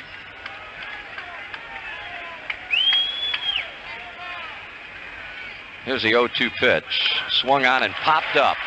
Out into shallow right field. Doyle's ball to play all. Now he gives way to Evans, who makes the catch.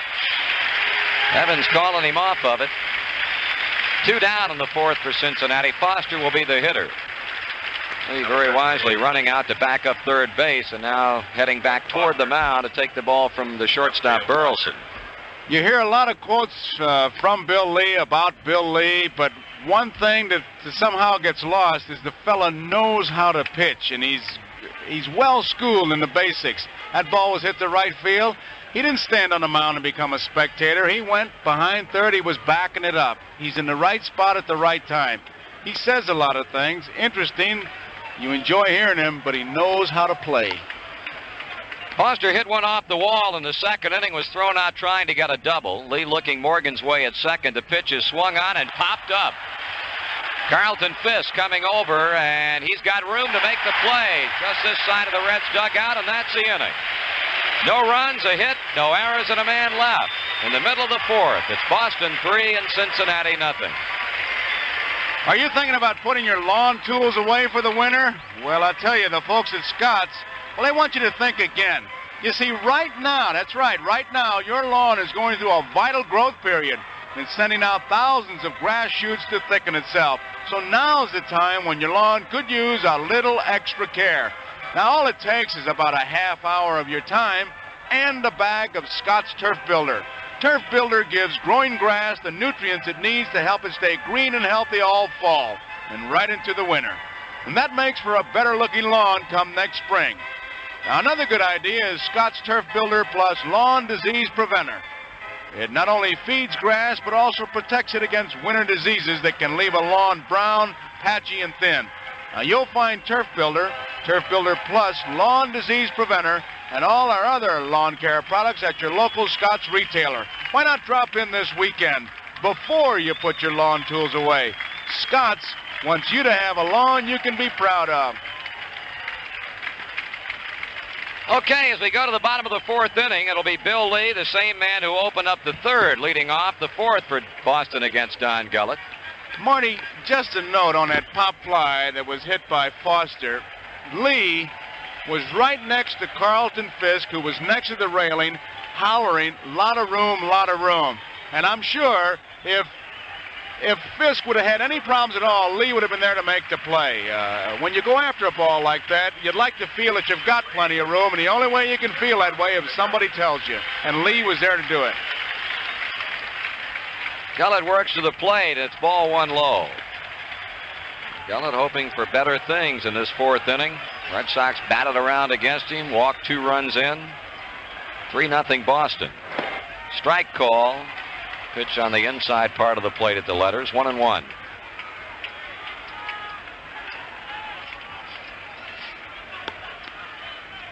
Two balls and a strike as Gullett comes high and inside. Marty, if people wonder what umpires do in the offseason, some of them come to the World Series. Tom Gorman is here visiting with us. Now the 2-1 pitch, swung on and fouled out of play off to the left. Trying to convince him how easy it is to umpire from up here. It does appear to be easy at times, Joe. Gullett tries to put him away. Ground ball, base hit by Perez into right field. Well, Bill Lee is doing it all tonight. It's his first hit in better than 3 years as he singles past the outstretched glove of Perez. That's a 4th hit for Boston. Saw him walk in the ballpark tonight. He had a book under his arm. And obviously, you got to ask him, what are you reading? You would expect some title you would recognize from a bestseller list. He's reading Pyramid Power. That's a little bit heavy. Oh, man. In that book, nobody gets the girl. Here's Carbo. He's been on base twice. The ball is high. It's off the glove of bench, and going to second is Lee. And I'll tell you, things are not going at all well for Cincinnati tonight. Gullett has been charged with a wild pitch. Carbo had turned in on Gullett as if to bunt the ball. But they get lead of second base the easy way on a wild pitch, and now Don Zimmer coming in from the third base coaching box to talk with Carbo. Well, Carbo obviously wants to know if he's switching off with the man on at second base. A ground ball will get him there, and you got the percentage of maybe picking up the base hit. But Carbo wants to make sure that he knows what Johnson wants, and Johnson, of course, relays it through Zimmer. Double barrel action in the Cincinnati bullpen for the second straight inning. The right-hander Bourbon, the left-hander Freddie Norman. The 1-0 to Carbo is up high, and Gullett continuing to have his problems with the control.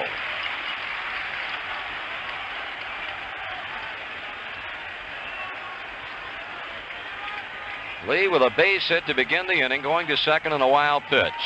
Red Sox already up by 3 and trying to get another one. Swung on, ground ball up the middle. Morgan backhands, plants, and throws to get the out, but they get Lee to third.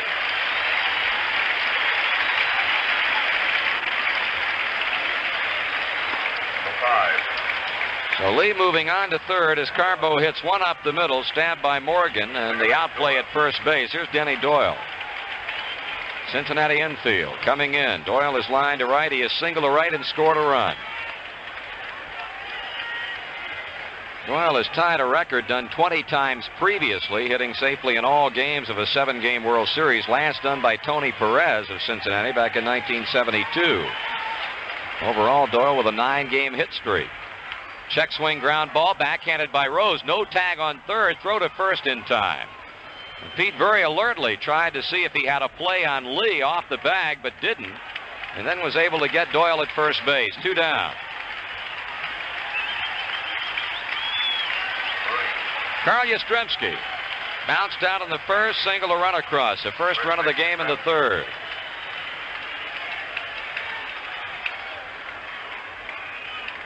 Even though a 3-run lead, as we certainly saw here last night on 2 different occasions, is not a safe lead by any means, the Reds can ill afford to allow the Red Sox many more runs. Very high pop. That's going to be playable in foul ground by Tony Perez squarely in front of the Red Sox dugout. Now Morgan is over, and he squeezes it for the final out of the inning. No runs, a hit, no Cincinnati errors. The Red Sox leave a runner on, and after 4, it's Boston 3 and Cincinnati nothing. Kelly Springfield announces a spectacular sale on radial tires right now. It's their Star-Spangled Tire Sale, and the brightest star of all is the Kelly Springfield Prestige Radial. Plan now to step up to radials, while Kelly Springfield Prestige Radials are only 4 for $100, size A7813. Other sizes comparably low priced. These 30,000-mile tires give you road-hugging traction and long tire life, while adding riding comfort and gas economy. In snow areas, you'll find Kelly Springfield Snowmark winter tires only 2 for $50. These prices plus a $1.93 federal excise tax per tire in the A7813 size. See them today at all Kelly Springfield auto service stores and participating Kelly Springfield dealers, as well as many Sunoco and other service stations. Kelly Springfield. Tires that make a world of difference. 3-0 Boston. Top of the 5th inning, Concepcion will open it up against Bill Lee, who has given the Reds 4 hits but no runs through 4 innings. Marty, I just want to mention the name of a player who's out there warming up a pitcher, Bob Montgomery. He hasn't been in a ball game yet. I've seen him every day we've been in Boston, cheerful, ready to do anything, and I think it's important because with the World Series, sometimes a guy goes in and starts grumbling and it just upsets a few people. It takes some kind of a guy to say, hey, I'm glad to be here and hope that my team wins. And all he does, so far, at least all he's done, is just warm up pitchers. It's not easy.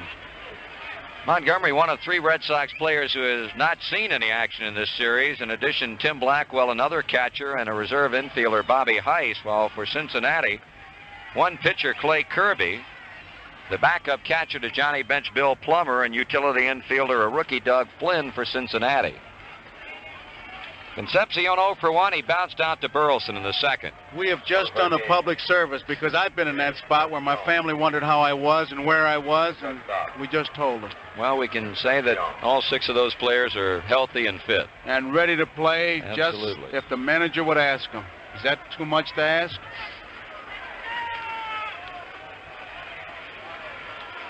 Bill Lee has been tough through 4, exactly as he was in the second game of this series here. He works to Concepcion, and there's that pitch again. That lollipop change. It's over for a taken strike, and he can flat throw that pitch for a strike. That's number 3 that he's thrown, and they're starting to catalog it, and if he develops a big romance, look out. Check swing on a breaking ball. It's 1 ball and 1 strike to Concepcion. Guess I'm from the old school. What got you here is going to get you out of here. Strike call. 1 ball and 2 strikes. I'll tell you, you can't go up there looking for a walk from Lee. He walked 69 in 260 innings during the season. That's Concepcion behind, a ball and 2 strikes. Griffey on deck, and then Geronimo. Top of the 5th inning. Lee to the motion, the pitch, and that just did miss. 2 balls and 2 strikes.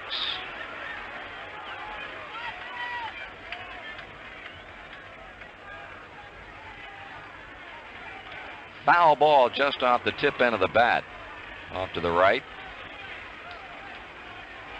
Reds denied a world championship in 1970, beaten by Baltimore, in 72, defeated by Oakland in 7 games, and now in the 7th game against the Red Sox, and behind in the 5th inning, 3-0 tonight.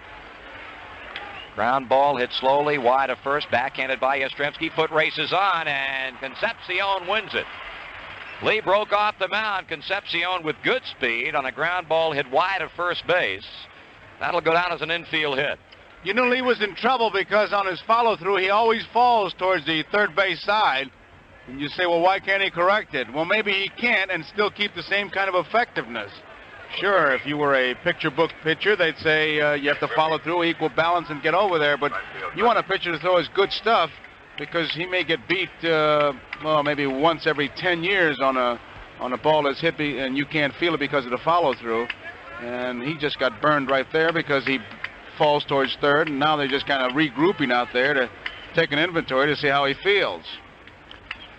Meeting on the mound involving Carlton Fisk, Rick Burleson, and Bill Lee as Ken Griffey waits patiently off to the right of the plate to step in.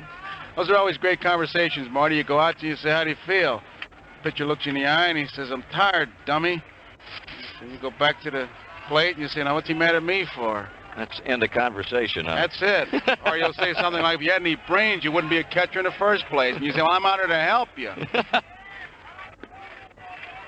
Griffey had a base hit his first time. Reds need a bunch of them. Down by 3 runs, Concepcion on with an infield hit. There's that throw to first base by Lee. A quick throw off the pitching rubber.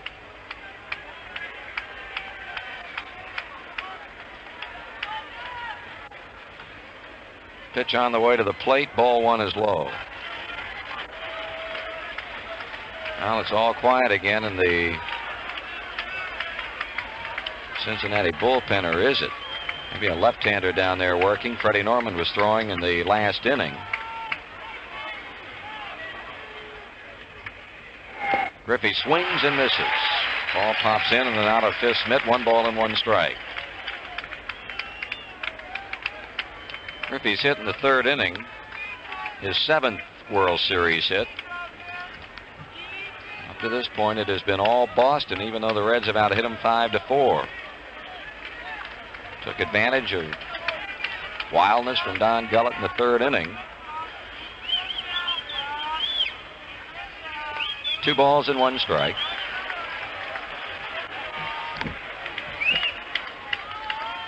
Well, they're planning a gala celebration here in Boston tomorrow should the Red Sox win the World Series. Also planning much the same thing in Cincinnati should the Reds come back and take it. There's a Lee throw to first. Concepcion back. Griffey ahead, 2-1. Geronimo will be up next.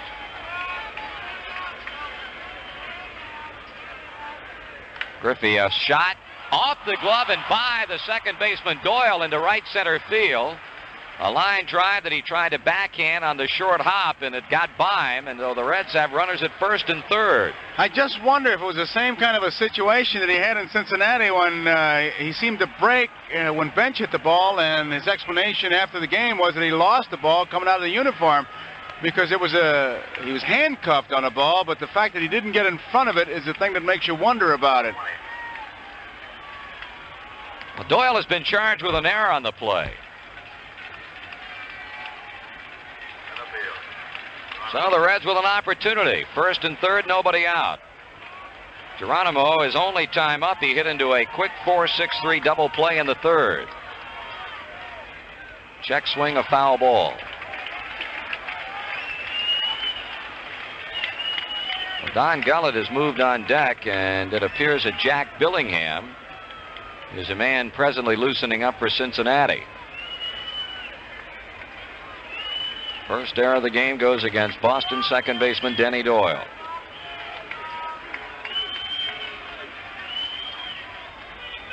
Left-hander ready with the 0-1 pitch. Swung on, foul back again. And it's very quickly no balls and 2 strikes.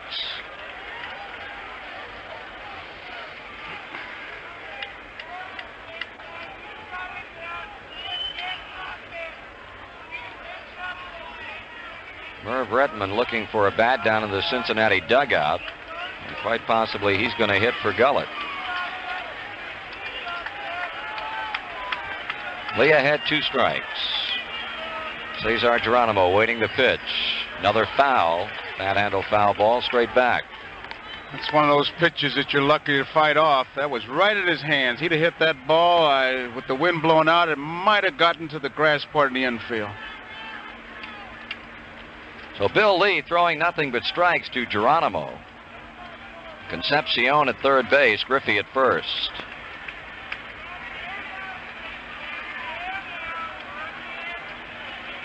Checking the runners. Pitch. Strike 3 is called. It was a dandy breaking ball that broke right over the heart of the plate at the belt. Merv Rettenman is going to be the pinch hitter for Don Gullett. Second strikeout for Bill Lee, and now once again a meeting on the mound. Petrocelli, Lee, and Carlton Fisk as Rettenman, a right-handed batter, will step in. Merv used as a pinch hitter twice in this series. He's 0 for 2, has struck out 1 time.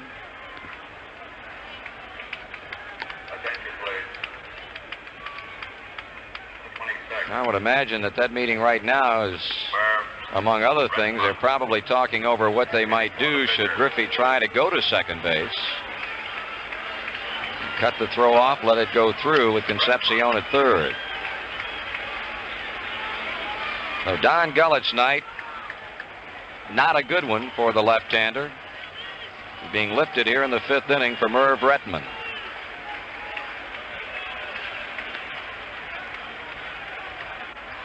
First and third with now 1 out. The pitch to Rettenman, taken just outside a ball. Lee turns the ball over. It's not a big breaking screwball, but he turns it over enough to the right-hand batter, and if he keeps it down, he gets a good sinker out of it. 1-0 pitch, swung on and foul back. Reds have stranded 2 runners on so far tonight. The Red Sox, and leading 3-0, have left a total of 6 men on, so they have kept the heat on the Reds throughout this entire game. Marty, I'm just going from memory. I can't seem to find it, but wasn't it Rettenman who came on as a pinch hitter and Lee threw a big lollipop to him? Right. He fouled it out? That was a game at Cincinnati, I believe, Joe. 1-1 pitch. Swung on, ground ball, hit to short. Oh, to second, 1, throw to first, double play, and that's the inning. No runs, 1 hit, 1 error with 1 man left on. We are halfway through the 7th game of this World Series, and it's Boston 3 and Cincinnati nothing. And now here's news about Max for Men hairdryer from Gillette. Hey, Joe, is every morning a race to get ready? Max for Men hairdryer is the way to get a head start. It's the one with all the right equipment to shape up a man's hair in a hurry. Big power to dry fast, comb and brush for detangling, taming unruly hair, adding fullness. In the morning race, Max for Men gets you across the finish line every time. Max for Men hair dryer by Gillette. The next time you shave, treat your face to a pleasant surprise. Try new Track 2 shave cream from Gillette. Gillette has actually added aftershave conditioners to the lather. So Track 2 shave cream does two jobs. Before you shave, it softens whiskers for the smoothest shave ever. Then after you shave, the special aftershave conditioners keep your skin soft and smooth, and they fight aftershave dryness. New Track 2 shave cream with aftershave conditioners.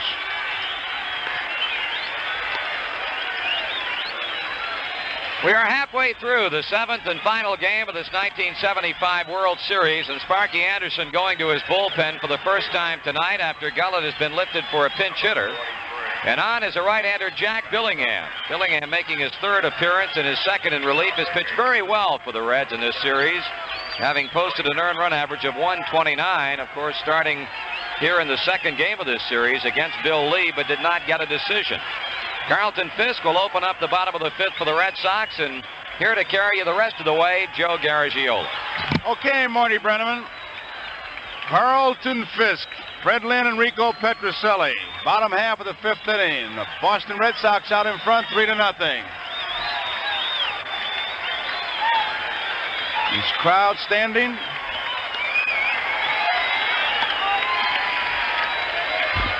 They've had all kinds of action. Now it's Billingham. Big right-hander, a good sinker ball pitcher. Bench fires it down to Joe Morgan, and we're all set to go. In the third inning, Gullett struck out the side, but the base on balls really got to him. 1, 2, 3, 4 of them. 2 base hits. It's the third game in this series, second in relief for Jack Billingham.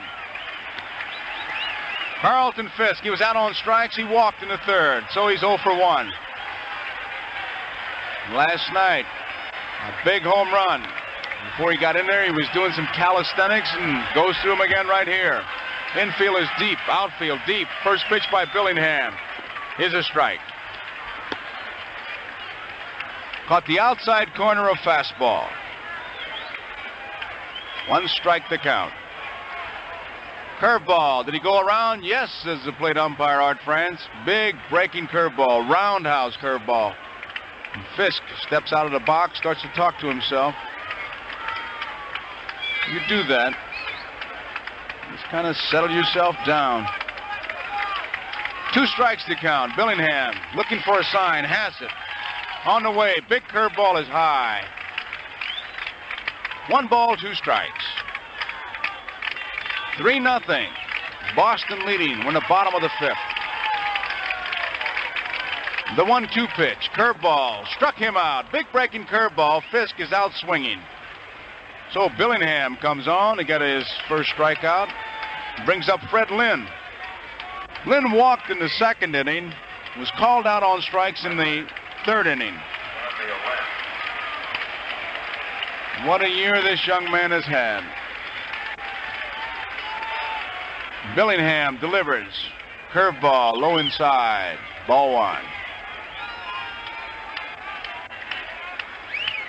Outfield straight away. Deep.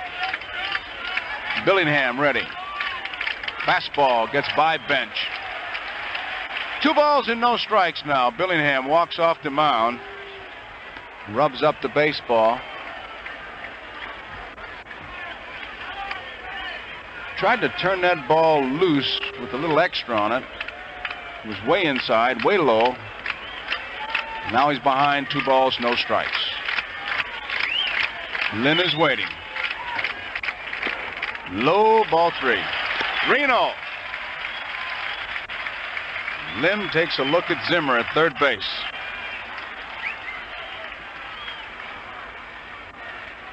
Here's the 3-0 pitch now.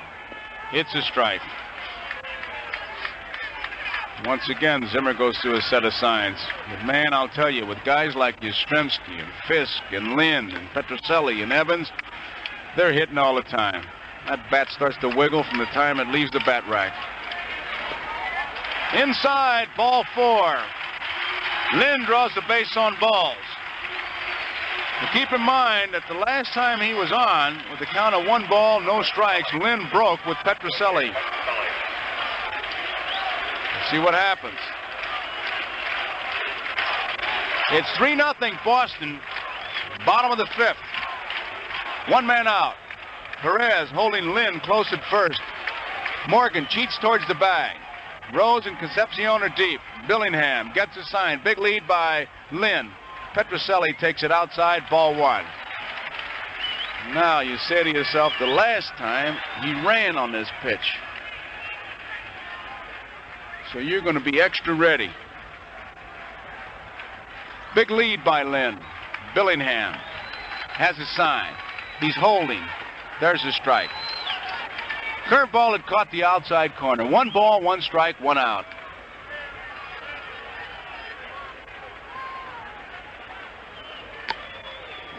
Dwight Evans, the on-deck batter. Billingham checks the runner. Holding. Hot smash on the ground, into left field. Base hit. Lynn stops at second, and Petrocelli has a base hit. That's his 8th base hit of the series. So the Red Sox have base runners at first and second, 1 man out, and Dwight Evans the batter. Petrocelli has had a good series. Dwight Evans. Right field. Joe, you've got a left-hander, Freddie Norman, again throwing in the Cincinnati bullpen. Norman, like everybody else, was used last night. Sparky used Nolan, Norman, Billingham, Carroll, Bourbon, Eastwick, McEnany, and Darcy. Tonight, Gullett started. Billingham is on right now. Evans waits. 1 out. Here's the pitch. Straight away center field. Going way back is Geronimo. Back. He's got room. Makes the catch.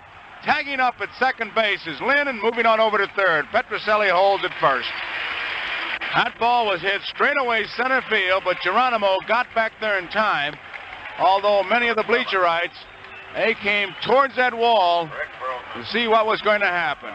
Ball was well hit. Here is Burleson. 2 away.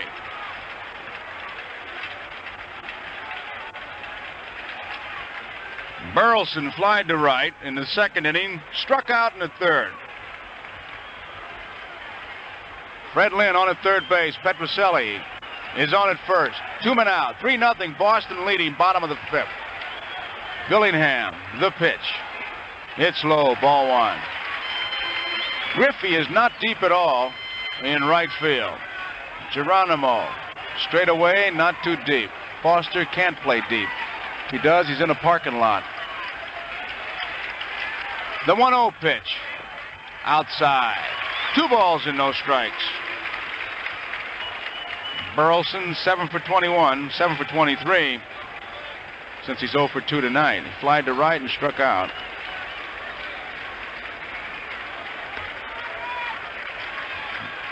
Base runners at first and third. Here's the pitch. It's a strike.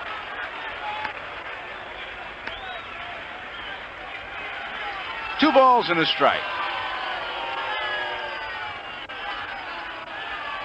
Lynn, short lead off third. Petrocelli holding close at first. The pitch. Low, ball 3. 3 balls and a strike. Bill Lee is the next batter. He got a base hit his last time up, and even should Billingham if Burleson gets on and Lee gets up. It's a plus for the Red Sox because they open the 6th with the top of the order. This is the man that Billingham wants to get right here, Burleson. He doesn't want to lose him. 3-1 pitch. There goes Petrocelli. It's low, ball 4. The bases are loaded. That's the second walk given up by Billingham. The 7th walk given up by Cincinnati pitching. Here is Bill Lee.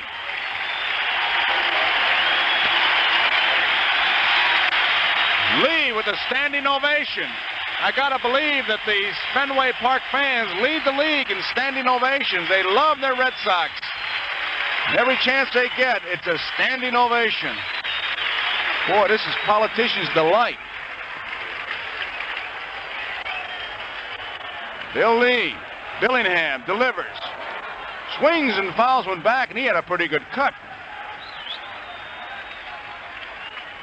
Boston 3, Cincinnati nothing. We're in the bottom half of the 5th inning. Geronimo in center field, shades a bit towards left center. Foster near the line. Billingham, the pitch to Lee, way outside. 1 ball, 1 strike.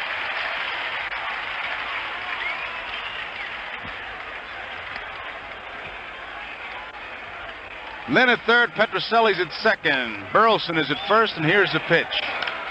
Straight away center field. Geronimo going way back, way back. He's got room and makes the catch near the warning track. He was playing shallow, and Bill Lee, he made him honest. You found out what number Geronimo was wearing.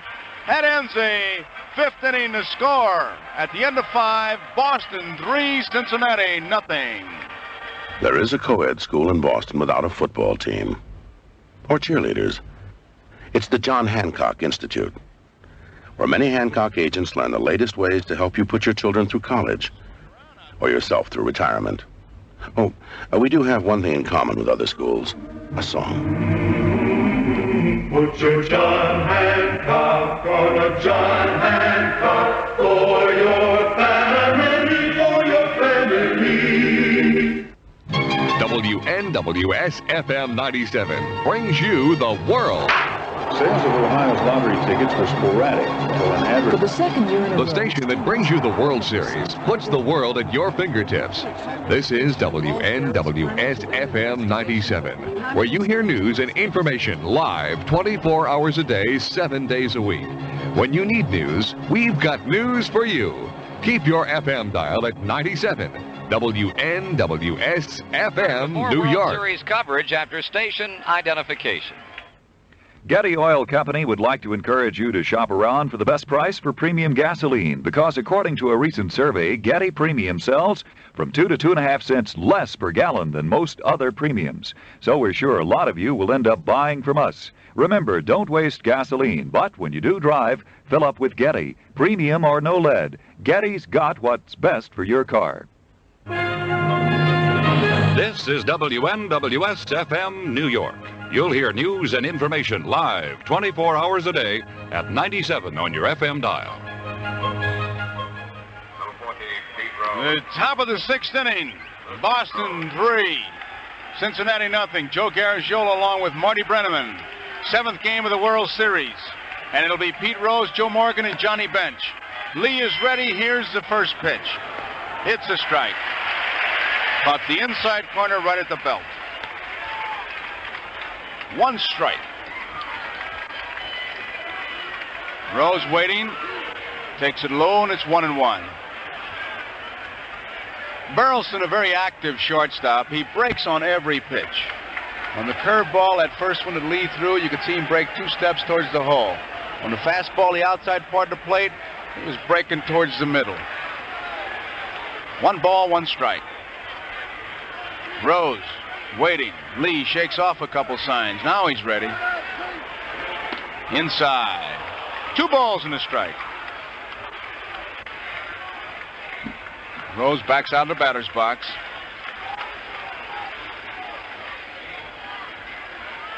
Boston 3, Cincinnati nothing. Top of the 6th. Here's the 2-1 pitch now. Swung on, base hit on the ground, right field. Pete Rose gets his 9th base hit of this World Series. He is 9 for 26. Rose gets it started for Cincinnati in the top of the 6th. Brings up Joe Morgan. Morgan struck out in the 1st. Beat out a bunt. Stole a base in the 4th. Joe is 6 for 25 in the series.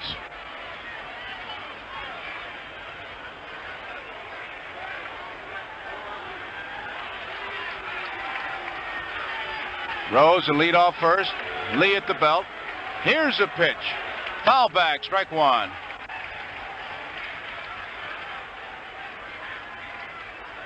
One strike to count.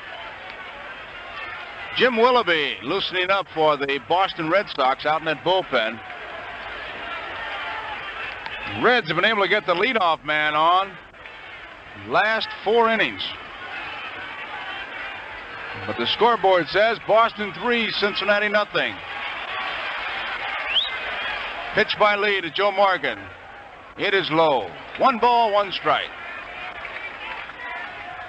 Evans deep in right field. He robbed Morgan of extra bases, possibly a home run last night. A tremendous catch in the clutch. Here's the 1-1 pitch.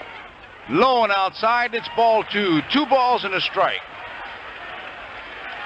Petrocelli's in a couple steps at third. Burleson is short. Shades towards the bag. Doyle at second. Protects the hole. Yastrzemski holding Rose close at first. 2-1 pitch now to Joe Morgan. Fly ball, right field. Evans, plenty of room. Waits for it, makes the catch. Morgan hit that ball on a trademark. And there's one away.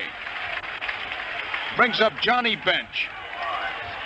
Bench bounced out short the first in the first inning. Fly to center field in the fourth. 6 for 27 in this World Series. 1 home run. Lee has been turning the fastball over and keeping it to the outside part of the plate. The pitch, curveball, line drive, left field, foul. 1 strike on Johnny Bench. He reached out to get that curveball. First time up, he hit that screwball right to the shortstop. Second time up, drove it deep into right center field as he went with the pitch. 1 strike, 1 out. Rose a lead. Lee delivers. Bouncy ball, could be a double play. Burleson to Doyle, 1 high throw right into the Red Sox dugout. Caught by Zimmer, who tried to give it to Fisk in a hurry to see if nobody could catch him, and he wouldn't get the extra base, but they got him. So it's an error for Doyle, his second error of the night. It was a routine room service double play ball by Johnny Bench. Big hop to Burleson, gave it to Doyle. Doyle threw it right into the Red Sox dugout. Zimmer caught it barehanded, and it was really kind of amusing to watch him hand it quickly like a pickpocket looking for work.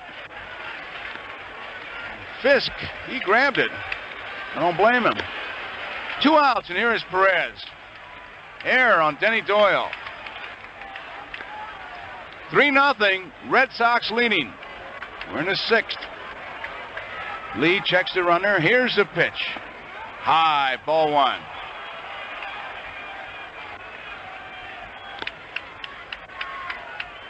One ball, no strikes. Perez bounced out third to first and flied to right. He's 0 for 2. Slow pitch. There she goes into the screen. No doubt about it. That was that lollipop, and he threw 1 too many. He fell in love, and he got burned. That's the 4th time he threw it, and Perez was waiting. You could see halfway up to the plate that back leg of Perez just screwing to the ground, and you never saw so much activity when it got near the plate. So it's a 3-2 ball game on a home run by Tony Perez, his 3rd home run of this World Series. And we've got ourselves a brand new ball game. Near is Foster. Perez timed it perfectly and hit one high and far into the netting. It was that big lollipop curveball, that big slow curveball, and Perez just waited. Now Foster backs out as Lee was ready to throw. Out in the Red Sox bullpen, a left-hander, Roger Moret, gets up. Foster, now he backs out again. Lee starting to throw, and the fans don't like it. And Lee backs off now.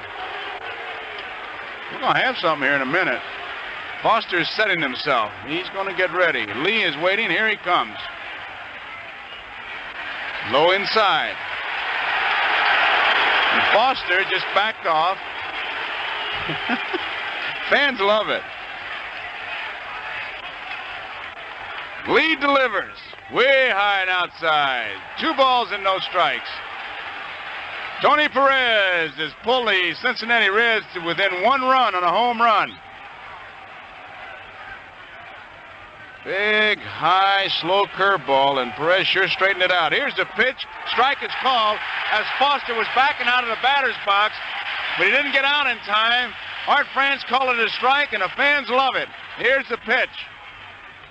Whoa, outside. That was a slow screwball. Lee does everything in a hurry. He waits in a hurry. He grabs the rosin back in a hurry. He's one of those go, go, go, go, go guys. And Foster is cool, slow. Pitch is popped up. A high fly ball. Make it that to right field. Evans is waiting. Makes the catch. Little cat and mouse. That time it was won by Bill Lee. But the Cincinnati Reds pick up 2 runs. A home run by Tony Perez. We go to the bottom half of the 6th inning. It's Boston 3, Cincinnati 2.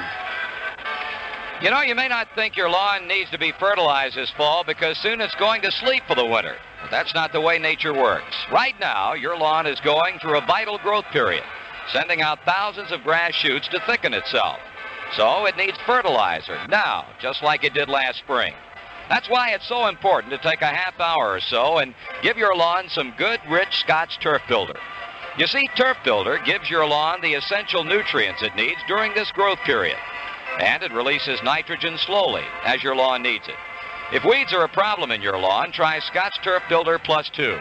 It controls over 40 different kinds of common weeds, including dandelions, while giving your lawn a healthy dose of Turf Builder fertilizer to grow on. Stop by your local Scotts retailer this weekend for some Turf Builder or Turf Builder Plus 2. Scotts wants you to have a lawn you can be proud of.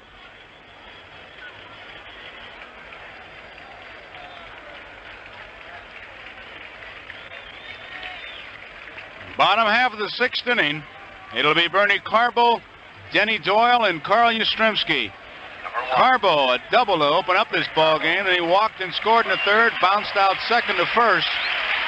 And in addition to his hitting, made a fine play, cut down Foster. 2nd inning, Foster hit one off the wall. Carbo, but Doyle got him. Now it's Carbo against Jack Billingham for the first time. 3-2, Boston leading.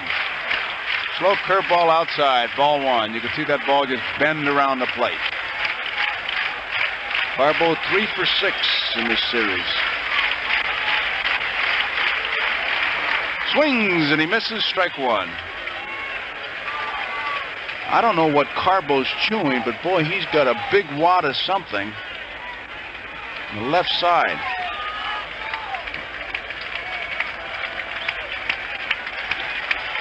1-1 pitch. Tapped foul.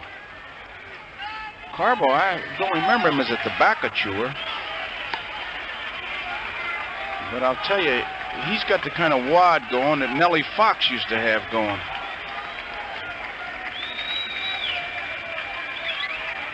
Whatever it is, it's working for him. He's had quite a series. 1 ball, 2 strikes. The pitch by Billingham, way outside. That's kind of a squib curveball, never did break. 2-2 the count.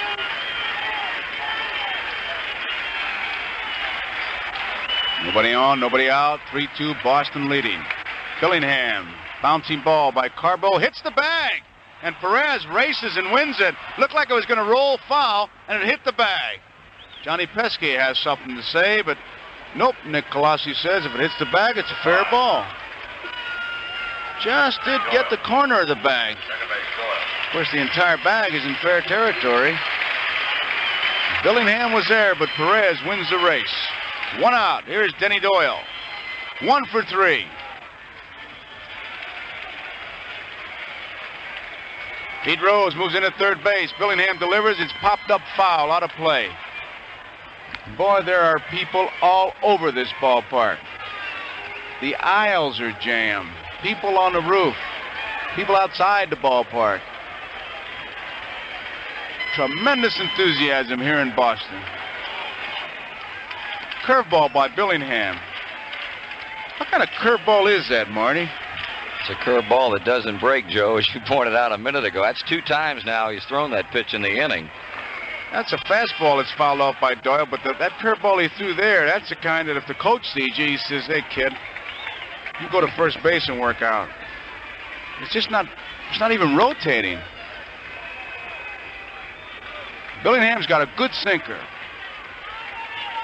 Maybe he's just showing him the bad curveball, and then when he wants to throw a strike, he'll snap one in there. There's a good breaking curveball. It's high pop fly, Coming in is Foster. Concepcion waits, watches, and Foster one-hands it. Sometimes pitchers will decoy you a lot. They'll throw you a curveball way outside, and you say, boy, I'd like to see him get that close to the plate. And you wait all day for it, and you end up 0 for 4 and still waiting. Here is Yastrzemski. Carl bounced out in the first inning. He singled and scored in the third and fouled out in the fourth. Low, ball one. Bottom half of the sixth inning, Boston leading 3-2. Boston with 3 runs in the third, a 2-run homer by Perez, and that's been the scoring. Fastball misses, 2 balls and no strikes. Boy, when you talk about guys that can really shoot the cripple, here's one of them. 2 balls, no strikes, or 3-1. He gets his cuts when he's looking for a pitch. Now it's Billingham to Yastrzemski, and there's a strike called. Caught the outside corner. Good hitters can do that. They'll look for a pitch, but they'll look for it in the zone. If it's not there, they'll just take it. They don't necessarily say if it's a fastball I'm going to swing. 2 balls and a strike, 2 outs. The pitch. Swung on, a bouncing ball. Big hop to Morgan. Over to Perez, and that's it. 3 up, 3 down for the Red Sox in the 6th. We complete 6 innings. The score, Boston 3, Cincinnati 2.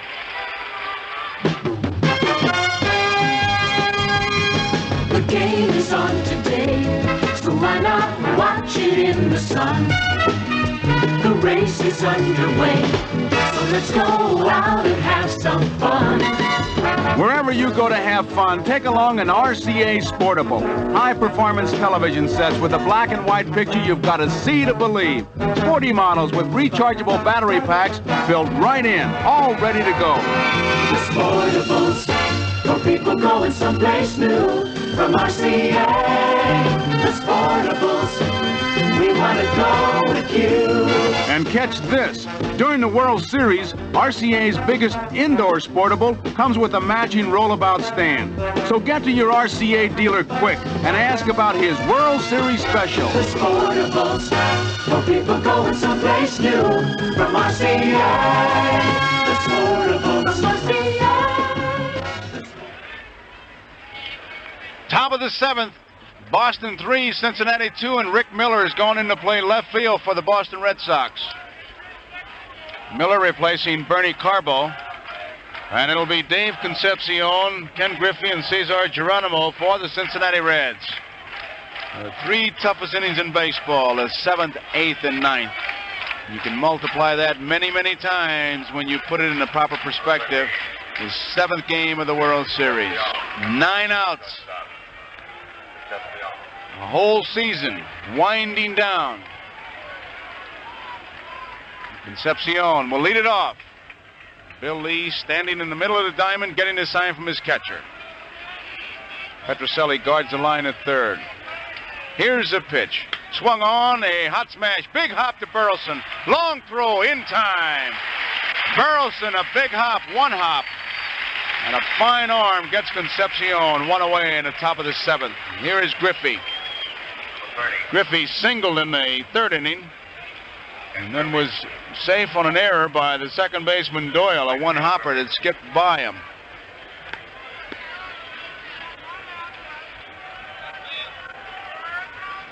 Red Sox with the left-hander Moret, a right-hander Willoughby loosening up. Bill Lee leading by a run, 1 out in the 7th. High and tight, ball 1. Griffey backs away.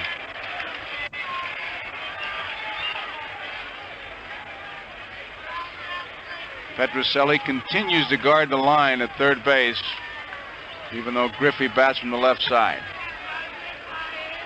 Lynn straight away in center field. Evans deep and straight away in right field. Curveball high and inside, and it's ball 2. 2 balls and no strikes. Clay Carroll throwing for Cincinnati. Reds trail by a run. 3-2 is the score. Griffey taking plenty of time. Bill Lee delivers 2-0. Low, ball 3. 3-0 is the count. Griffey takes a good look at Alex Grammas. Backs out of the batter's box to take another look. You've got to believe he'll be taking. Lee delivers 3-0. Taking all away. Ball 4 outside. A base on balls, and that's the first walk given up by Bill Lee. Time is called now as Fisk goes out to talk to his pitcher, Yastrzemski, in a couple steps to join in on the conversation. Here comes Petrocelli. And here comes Darrell Johnson. One more guy and we can vote the shares. They all seem to just kind of do it in slow motion. First it was Fisk, and then Yastrzemski walked in, then Petrocelli, and now Johnson wants to join the meeting. Tying run is on. Johnson taking charge now as he delivers his message to Bill Lee. Art France, the plate umpire, now walking. He's going to make a change. Darrell Johnson's going to make a pitching change. Roger Moret and Willoughby have been throwing. He's indicated he wants Moret, the left-hander. It could be that what Bill Lee said to him, and Bill Lee's going to walk off and listen to the hand.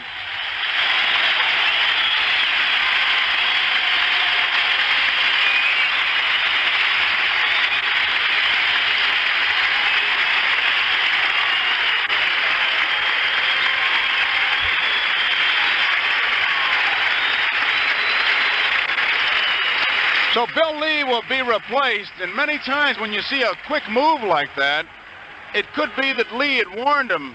Maybe it's a blister starting. Maybe it's a little bit of tightness in the arm, but at any rate, a lot of times good pitchers will go in to a manager and say, hey, look, I got this, whatever it is, and watch me. If I get in trouble, make a move. And sure enough, with the base on balls in the 7th, Johnson went out there and brings in his left-hander, Moret. 3-2, Boston leading. We're in the 7th inning. Jack Billingham is the on-deck batter. Geronimo is the hitter. Geronimo has gone back to the bench. He wants to talk to somebody over there. Moret came on in Cincinnati to do quite a job. Good fastball. Johnson out talking to Moret now. Fisk and Petrocelli just standing by and listening.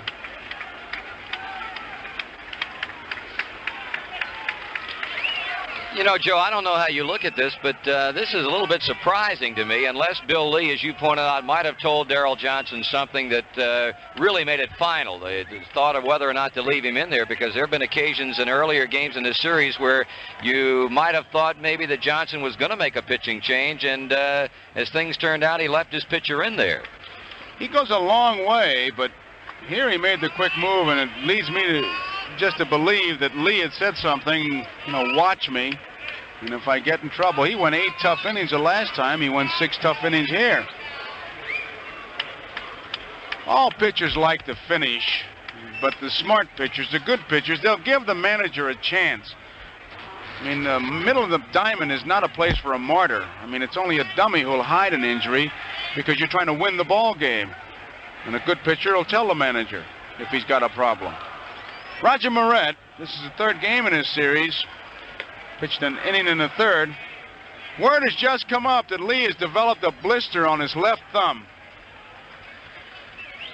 So Lee has to leave because of a blister on his left thumb. And you know he's disappointed. And I'll tell you, a blister on your thumb is a major injury. It always bugs me when I hear about the baseball players. They get a hangnail and they're out of it. If you're a knuckleball pitcher and you got a hangnail, that's a serious injury. If you're a pitcher and you got a blister, that's a serious injury. So Moret has come on to pitch now, and he'll be facing Geronimo. He just completed his warm-up tosses. 3-2, Boston leading. 1 out, top of the 7th. Griffey is on at first. Moret checks him.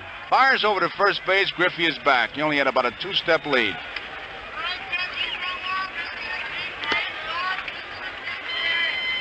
Moret getting ready once again. Lead by Griffey. Here's the pitch. High, ball 1. Geronimo shortened up as if to bunt. I don't remember seeing him bunt, Marty. Pretty good bunter? No, Joe. That was a decoy then. I'll say one thing about you, Marty. You give me the honest answer. You don't give me that yearbook answer. It's got potential. You give me yes or no.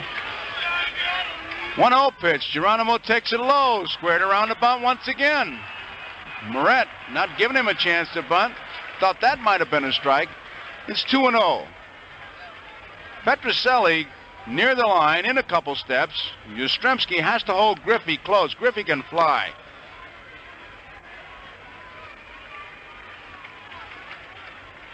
Geronimo waiting. Wide stance. Moret at the belt. Checks the runner. Here's the pitch. Swung on. It's popped up. Burleson's going out in the short center field.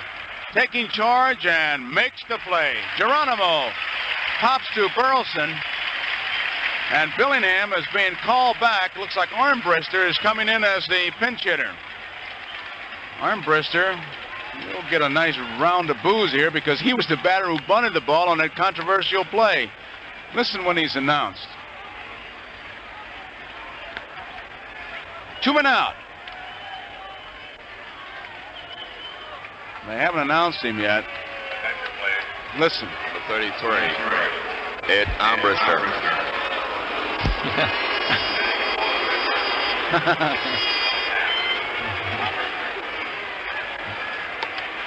All he did was his job.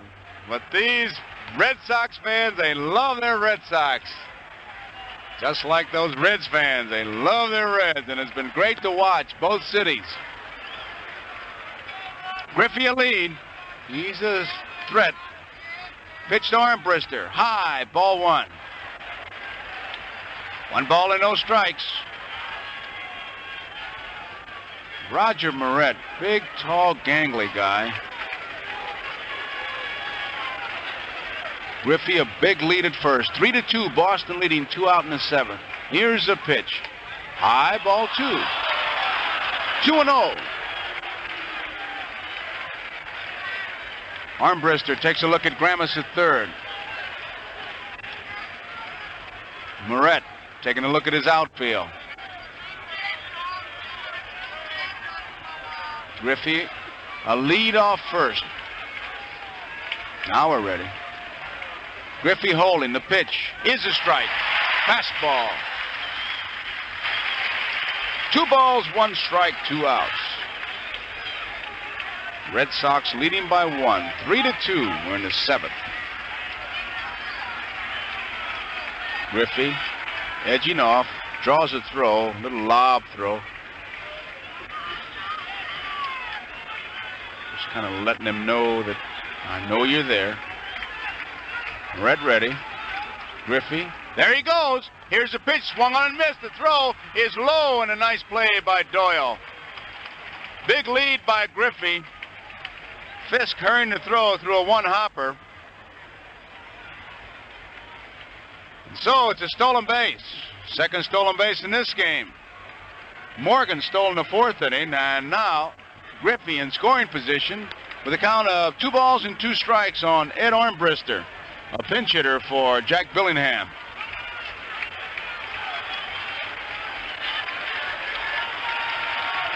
Armbrister is swinging a bat out of the batter's box. Moret looking in for a sign. Griffey a leadoff second.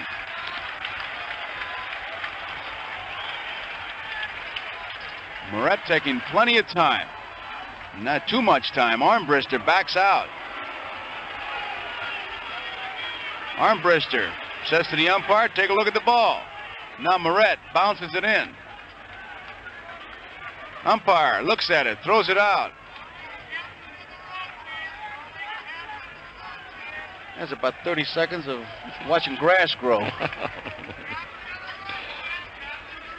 Now Moret rubs up the ball, and probably they're going to look at it again.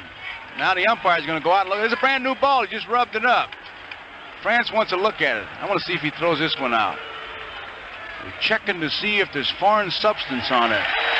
Does Moret have a history of I don't doctoring think the so, baseball? but in the World Series, they accuse everybody of throwing spitballs. There's a bellboy at the hotel, they said, loads them up. think I met him. 2 balls and 2 strikes. I made that up, and you know him? I think so. Moret is ready. Here's the pitch. Low, ball 3. 3 balls, 2 strikes. Griffey a lead at second base. Armbrister. Full count. Red Sox leading by a run. Moret ready. Here's the payoff pitch. High, ball 4. Armbrister draws the base on balls, and that brings up Pete Rose. Rose 1 for 3. 9 for 26. He's leading in base hits in this series.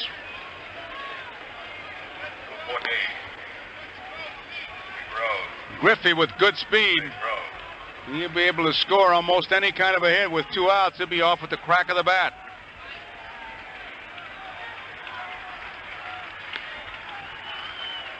Moret looking in. Griffey leads off second. Armbrister off first. Rose waiting. Here's the pitch. Low, ball 1. 1 ball, no strikes.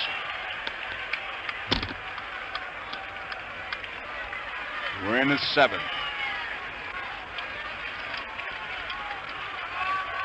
Moret ready.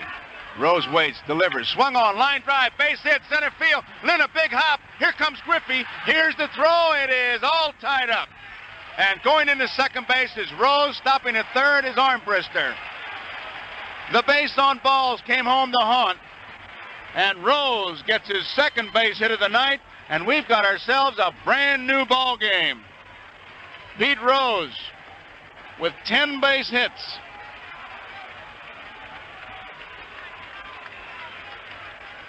Now, Joe Morgan with first base open. Rose at second.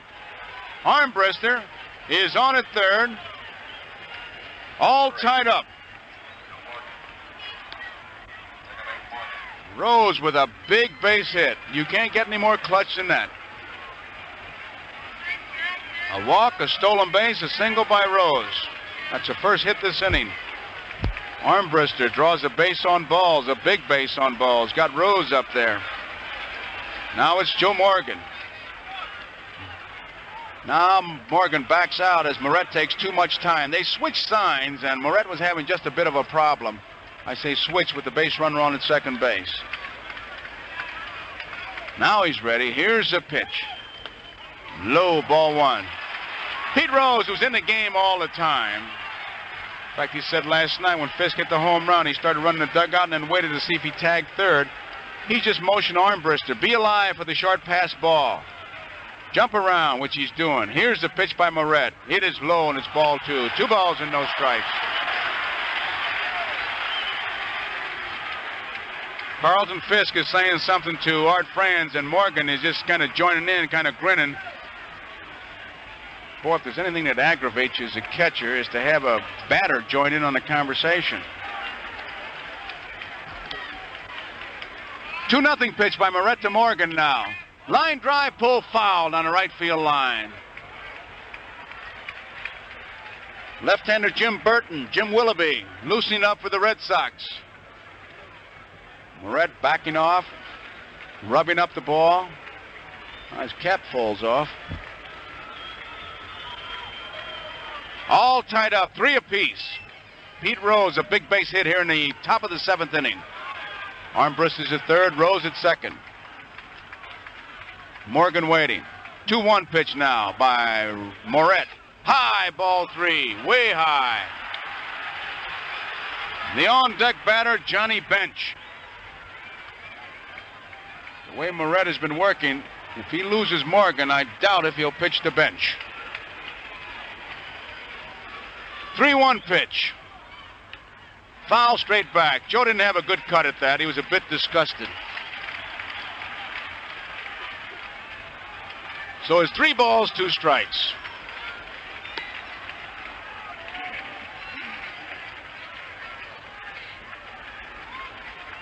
Morgan getting set once again. Moret gets his sign. Armbrister off third, Rose off second. Here's the pitch. Low, ball 4. The bases are loaded. The bases are loaded, and up comes Johnny Bench. And out of the dugout comes Darrell Johnson. And that may be all for Roger Moret. Johnson has already indicated he wants the right-hander, Willoughby. Morgan draws a base on balls, and the base on balls has really been a factor here at Fenway Park tonight. The Red Sox, in that third inning, had 4 base on balls, and they scored 3 runs. Here in the 7th inning, a base on balls to Griffey, stolen base. Geronimo pops out, and the walk to the pinch hitter Armbrister brought up Pete Rose, who singled to center field to tie it up.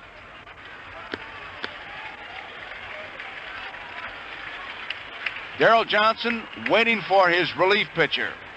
Waiting for him is Carlton Fisk. They're not using the cart. I just wonder if they did run out of gas. So while we wait for the relief pitcher to arrive, we'll return with more World Series coverage after station identification. Easy, babe, settle back, pop the cap, bring on the great unexpected beer. Friends are a good reason to keep any beer on hand, but especially Michelob. It's always an unexpected pleasure. Bring on the great taste of Michelob. Anheuser-Busch, St. Louis, Missouri. This is WNWS-FM New York, where you'll hear news and information live 24 hours a day at 97 on your FM dial. News FM. Jim Willoughby is the new pitcher for the Boston Red Sox. He's a sinker baller. They brought him up about the middle of the season, and he really did a job for him. Throws a lot of ground balls. As the late Casey Stengel used to say, he throws you a lot of grounders. Willoughby's third series game, he's pitched 5 innings. He's allowed 3 hits, 1 run. That was unearned. He was a loser in the third game, the 6-5 game that went 10 innings. Crowd just kind of sitting here, quiet. Kind of an eerie feeling. Some 35,000 people in the stands. All just kind of cool and calm. Waiting for Willoughby to finish his warm-up tosses. Armbrister's at third. He's talking to Grammas. Pete Rose visiting with Burleson. And at first base, Morgan talking to his first base coach, Sugar. Rose is really something else. I tell you, great admiration for the real professional. Last night after the game, I did an interview, which was used on the Today Show this morning, with Dwight Evans. And Rose, he just flat out said, he said, we shouldn't be hitting the ball to Evans. There's always somebody who emerges as a hot player, and Evans is a hot player, and he's a good outfielder, and he can throw, and he can run. He was going on and on and on. It was great to hear. It was just a tremendous respect for the ability of a Dwight Evans, and to hear the opponent say it, it just means that much more. Johnny Bench is ready. Willoughby has finished his warm-up tosses. Rose, a big lead off second. Armbrister not too far off third. Morgan, a big lead off first. Willoughby set. Bench waits. Here's the pitch. Way outside, and it's ball 1. Big, wide breaking curveball. Willoughby's bread and butter pitch is a good sinking fastball, so it'll be strength against strength. Bench, a good fastball hitter. The 1-0 pitch by Willoughby. Swung on, it's popped up. Foul territory. Will Fisk have room? He's near the stands. He's waiting. He reaches in, makes the catch. He reached into the stands and made a fine catch, so Bench is out. Fisk got near the wall and made the play. That ends the inning, but the Reds have tied it up. We go into the bottom half of the 7th inning. Cincinnati 3, Boston 3. If you have a head for cars, head for Dodge. Dodge Charger gives you room for 6. In a gorgeous car, that's great for kicks. This year's lineup is 2 cars larger. SC Daytona Sport and Charger. If you have a head for cars, head for Dodge. Head for the 76 Dodge Charger. Once you've looked, you're hooked. Hooked on cars like the Charger Daytona, with 2-tone paint, soft vinyl bucket seats, even an optional tachometer.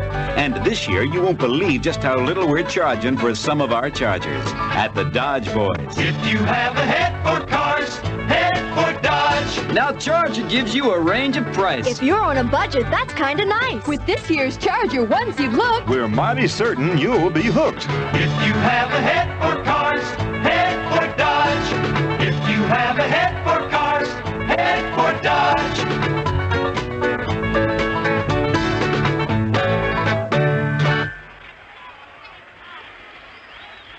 Clay Carroll is the new pitcher for the Cincinnati Reds. The Hawk. Gullett started, Billingham and now Carroll. All tied up, 3 apiece in the bottom half of the 7th inning.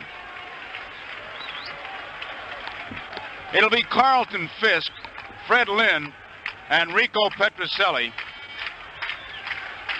Crowd had lucky 7th inning stretch. Applause, the staccato applause, and go Sox go. Listen to him as it builds.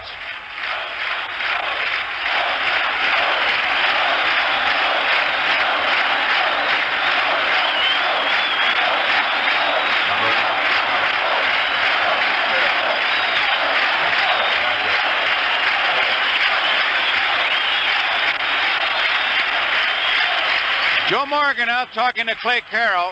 Carroll, a hard-throwing right-hander. He relies on smoke. Art France checks the baseball at the request of the catcher. Carlton Fisk, or the hitter, make it.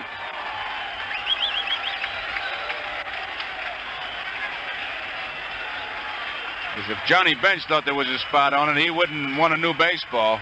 Pitchers love to throw that dirty baseball.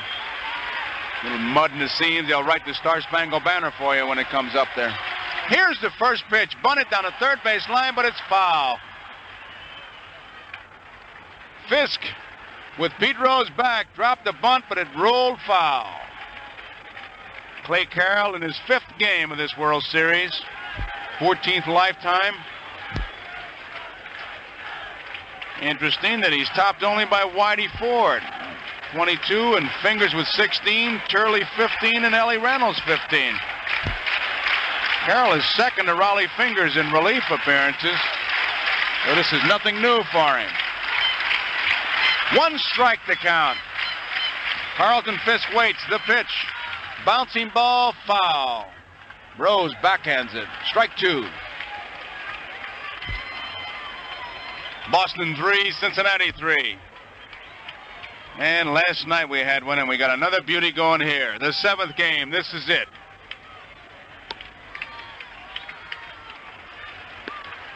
Three runs by the Red Sox in the 3rd. 2 by Cincinnati in the 6th. Way outside a curveball. That was a 2-run homer by Perez, and 1 in the 7th, and we're all tied up. 3 runs, 8 hits, and no errors for Cincinnati. 3 runs, 5 hits, and 2 errors for Boston.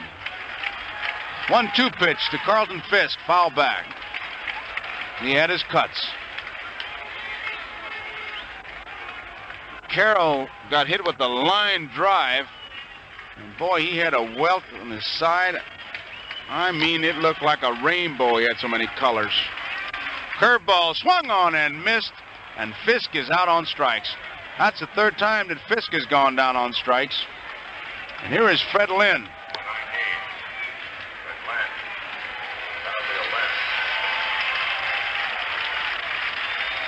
Raleigh Eastwick starting to throw in the Cincinnati bullpen. Carroll looking for the sign, has it. Lynn waits. Outside, ball 1. They swing around towards right field for Fred Lynn. Lynn walked in the 2nd, out on strikes in the 3rd, walked in the 5th. Takes it inside, ball 2.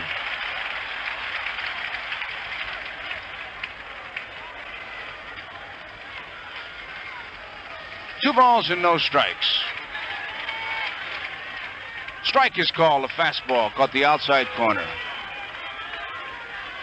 Rose says something to Carroll from his third base spot. 2-1 pitch now. Bouncing ball. Perez nicely to his right. Flips to Carroll in time. Beautiful play by Perez and Carroll. Tony had to roam far to his right, backhanded the ball, and Carroll got there, and Tony had to lead him, much like a quarterback does when he throws that pass. And Perez led him perfectly, and Lynn, who can get down the line, was out. Perez to Carroll. So there are two away, and here's Rico Petrocelli. Petrocelli out on strikes in the second, walked in the third, forced in a run, and singled in the fifth.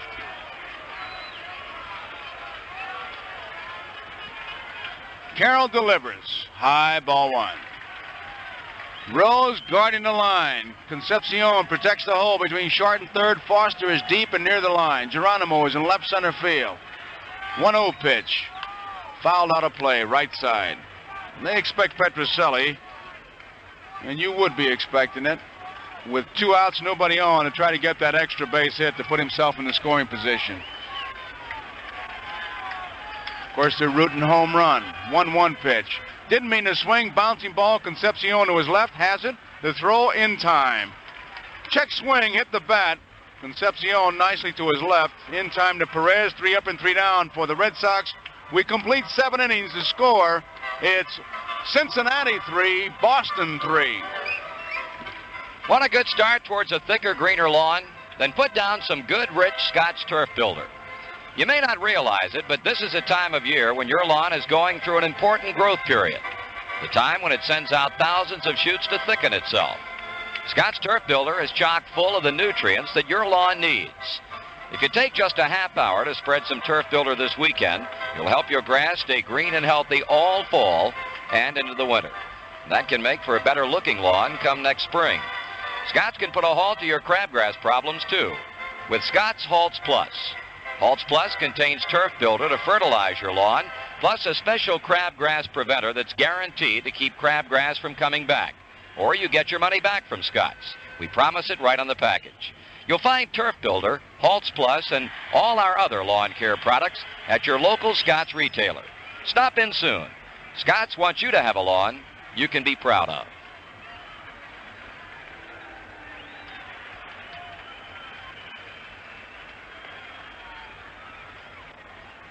Willoughby taking his warm-up tosses as we come to the top of the 8th inning. Tony Perez, George Foster, and Dave Concepcion. Game is being held up. 2 spectators on the field now going off. Number 24. Tony Perez. So now we're getting set. Tony Perez hit a big 2-run homer in the 6th inning off Bill Lee. Big slow curveball. Perez timed it and dropped it into the screen in left field. Here's a pitch by Willoughby. High and tight, ball 1. 1 ball, no strikes. Tony Perez. 5 hits in this series, 3 of them home runs. Willoughby delivers. It's popped up. Petrocelli at third base, taking charge. And makes the play. 1 out.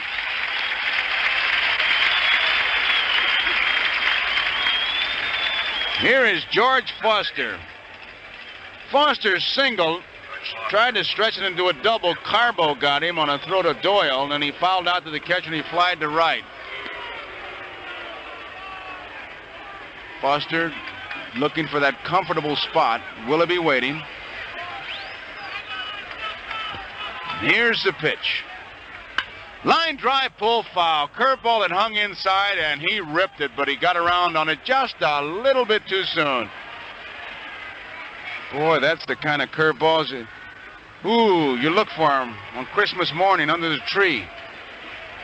Nice, slow breaking curveball inside. Here's a 1-strike pitch. Fastball is low. 1 ball, 1 strike. Jim Willoughby got away with the pitch.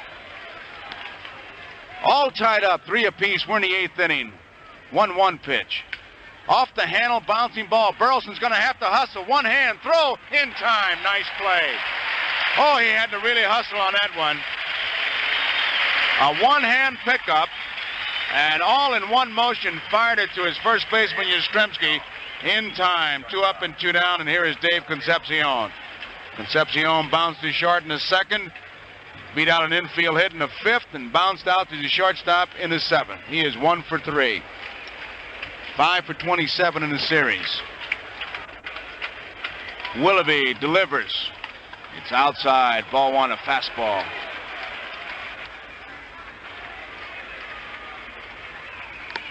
All tied up. 3-3. Bouncing ball, big hop to Petrocelli. The long throw in time. 3 up and 3 down for Cincinnati in the top of the 8th. And this crowd comes alive as we go to the bottom half of the 8th inning. The score, Cincinnati 3, Boston 3. The Kelly Springfield Star Spangled Tire Sale is underway, and there's no better time to step up to a set of Kelly Springfield Prestige Radial White Wall tires. These quality radials are featured at a startling low price of 4 for $100, size A7813, with other sizes comparably low priced. 30,000-mile Kelly Springfield Prestige radials will add riding comfort and gas economy at a price well within your budget. During the Star Spangled Tire Sale, they're only 4 for $100. In snow areas, Snowmark winter radials are 2 for $50. These prices plus $1.93 federal excise tax per tire in the A7813 size. You'll find them all at Kelly Springfield Auto Service stores and participating Kelly Springfield dealers, as well as many Sunoco and other service stations. Kelly Springfield. Tires that make a world of difference.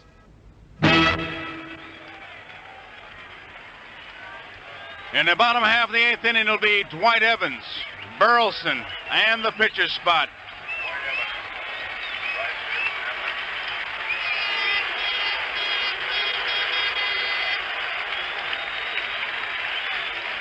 Joe Morgan has something to say to his right-hand pitcher, Clay Carroll.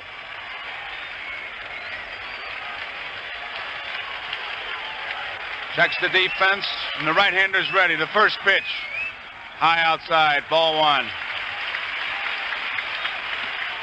1 ball, no strikes.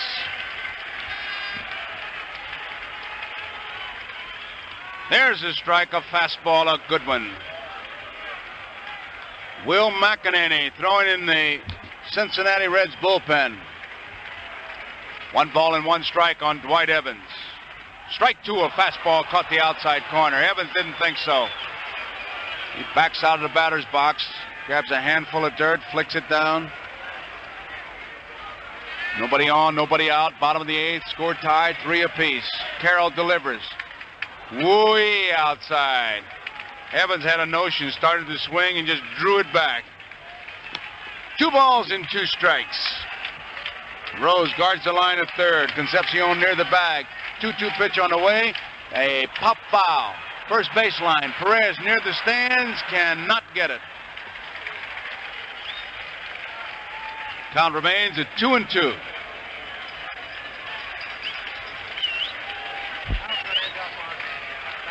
These 2 ball clubs have battled and battled and battled. We're now in the bottom of the 8th inning, all tied, 3 apiece. 2-2 pitch. Outside, ball 3, a full count. Boy, you can find many, many heroes, both sides. Outstanding for Cincinnati, I think Pete Rose. Outstanding for Boston, Evans. And he's up there now, takes it high and inside, ball 4. Draws the walk. And that brings up Burleson. And that base on balls, dangerous anytime, but especially in the 7th, 8th, and 9th inning.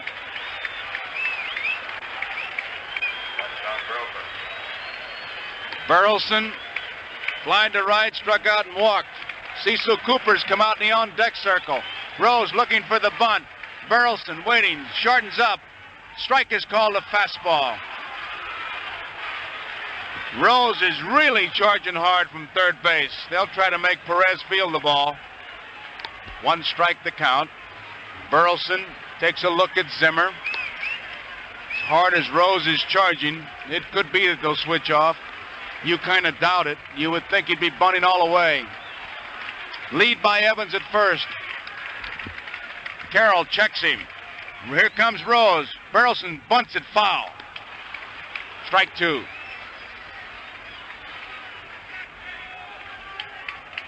Now Burleson takes a look at Zimmer. You would expect him to switch off here. Burleson can handle a bat. Maybe the ground ball to the right side.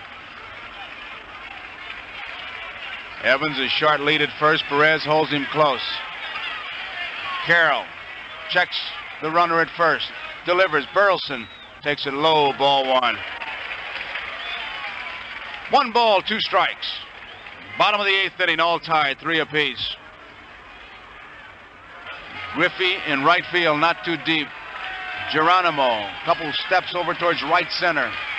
Evans a lead. The pitch on the way. High, ball 2.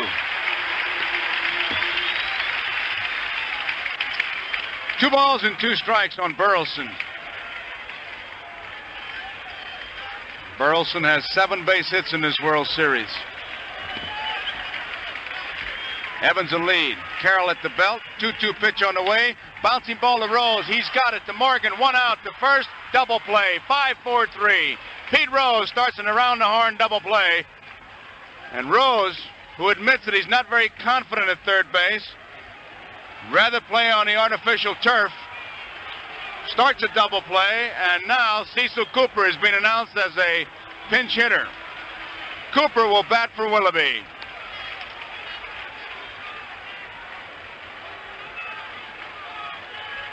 Two men out, nobody on, and Cecil Cooper is the batter.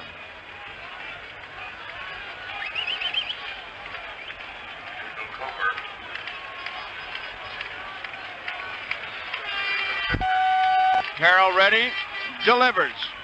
Popped up along the third base line. Pete Rose is over, so is Concepcion, and Rose makes the play as Concepcion slips and falls. So Cooper on the first pitch fouls out to Pete Rose. It's really 3 up and 3 down, and we complete 8 innings of play here. It's Boston 3, Cincinnati 3. Hello, little fella. Who are you?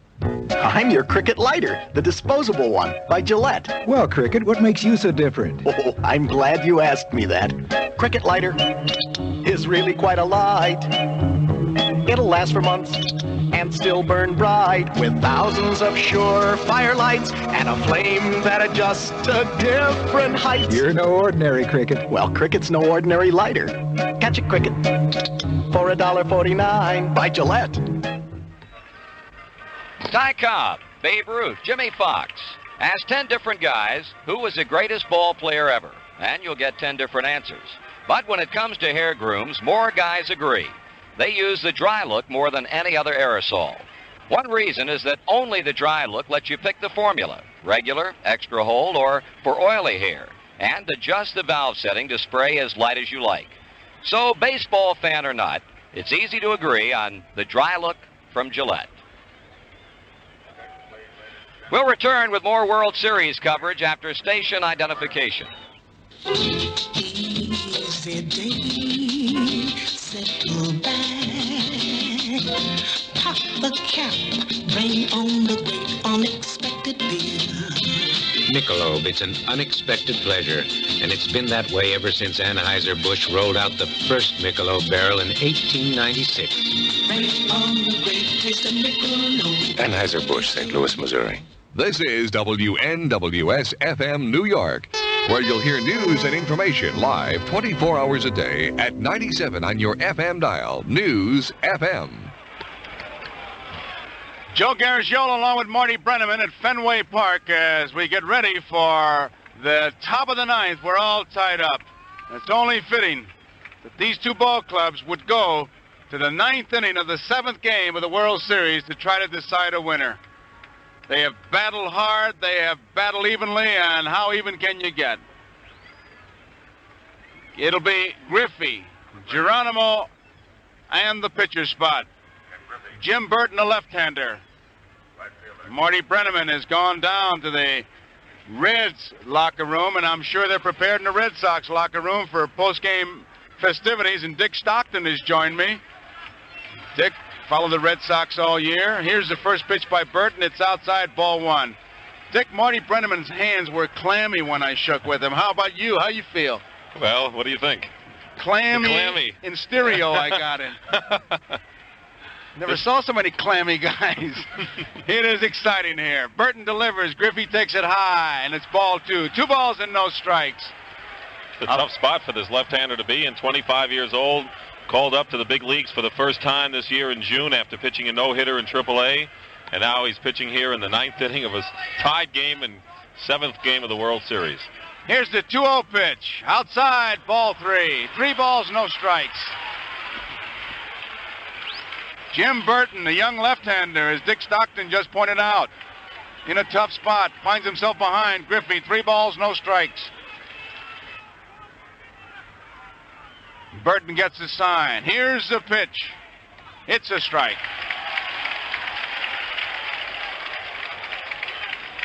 7th game of the World Series, and what a series it has been. Left-hander gets his sign, taking plenty of time. Here's the 3-1 pitch. Foul back. Griffey had a good cut, and now has 3 balls and 2 strikes.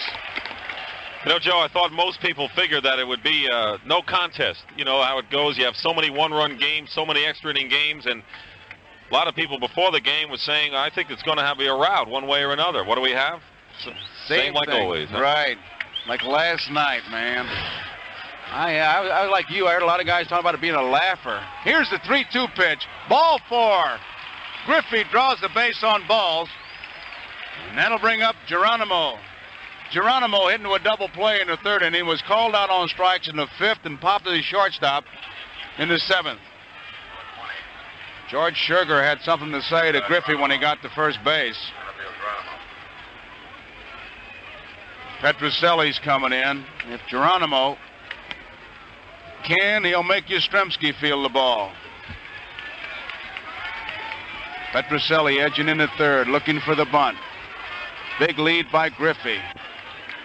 Geronimo squares around, but the throw goes to first base. Petrocelli right in on top of Geronimo. Griffey, a safe lead. Burton at the belt.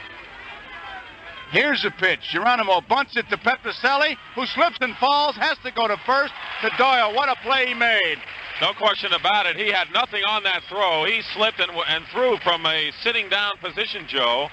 And I'm sure that if he hadn't slipped, he might have gone to second with it. His only play was to first, and as we said, not much on it, but in time to make the play, and now we're going to see a pinch hitter. I think that he really had great ideas of going to second base, Dick, because he charged so hard, and he slipped, lost his footing, but just reacted so fast and flipping the ball to first base. So it looks like Dreesen has come out. Doug Flynn was on the on-deck circle, and as Sparky has done so many times during this World Series, he has put in a substitute on-deck batter for the on-deck batter. He really specializes. Dreesen swings from the left side, and he's taking a lot of time because, as Dick said, Flynn was in the on-deck circle. Was Crowley in there 3 times last night before he finally got a chance to hit? Walk out there and you don't know what's happening. On at second base is Griffey. He's got good speed. Dreesen, a good hitter. When they talk about Dreesen, they don't talk about his glove or his speed. Got good speed, but he's got a great bat. And he's up there now with a tie-breaking run at second base. We're in the 9th inning, all tied at 3 apiece. Lynn in center field is straight away. Burton has his sign from Fisk. Dreesen waits. Here's the pitch. Swung on, a bouncing ball. Doyle at second base. Has it over to first in time. Moving on over to third is Griffey. On the first pitch, Dreesen bounces out. Doyle to Yastrzemski, and that brings up Pete Rose. Rose with 2 base hits tonight, 10 for the series. He got the big base hit in the 7th that tied it up. Joe, I think of all the Cincinnati batters, and they've got a lot of good batters, that Jim Burton and the Red Sox would least like to see up there right now. That would be Pete Rose. He is the battler, and Petrocelli's going to go in and say something to his young left-hander. You know he's going to make contact. He's not the kind of pitcher you're going to fool or strike out. He's going to hit the ball somewhere, and he may hit it on the ground. And now Darrell Johnson is out of the Red Sox dugout to confer. He has had Reggie Cleveland in the bullpen. Of course, Rose is a switch hitter, and so Darrell's going to have to make a decision here. Fisk is out there now joining in on the conference. Johnson is looking towards his bullpen, but I'm sure that he'll just ask a few questions, and the reaction and the answers that he gets from his young left-hander will dictate his move. I'm sure a lot of the fans who are aware of the Red Sox pitching routines during the year may wonder why, say, a Dick Drago hasn't warmed up. And I think one thing fans may not realize, and of course as a player you did, fans may not know that maybe Drago's arm may be a little sore today. Maybe he can't do what he did last night. Maybe, and this is what they discussed with the pitching coach before the game, who can we call on and who we can't call on. Exactly. Johnson has got that from his pitching coach, Stan Williams, and he makes his moves accordingly. Burton is going to stay in the game. Pete Rose is waiting. Griffey is on at third. There are 2 outs. We're in the top of the ninth. We're tied at 3 apiece. Burton is going to work off the stretch. Here's the pitch. It is low. 1 ball, no strikes. The outfield, Lynn, the key man, straight away. Evans not too deep. Burton delivers. Curveball is low, ball 2. 2 balls and no strikes. Joe Morgan is the on-deck batter.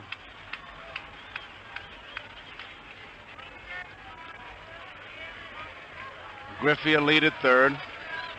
Burton has a sign. 2-0 pitch on the way. Strike is called. The youngster went to a breaking ball, took something off his curveball, and Rose took it for strike 1. Burton's a very quiet fellow. In fact, never says a word. Just keeps to himself, and you never would think he's a ball player the way he acts sometimes. He's a methodical worker, and here he comes. Low, ball 3, tried the same pitch. This time he missed low. He's been around the plate. Now finds himself with a count of 3-1 on Pete Rose. Crowd, edge of their seats. 3-1 pitch on the way. Strike is called. Every pitch a big one. 3 balls, 2 strikes, 2 outs. Think this kind of experience is going to help Jim Burton next year? Oh, boy. It is the full count. Top of the ninth, 2 outs.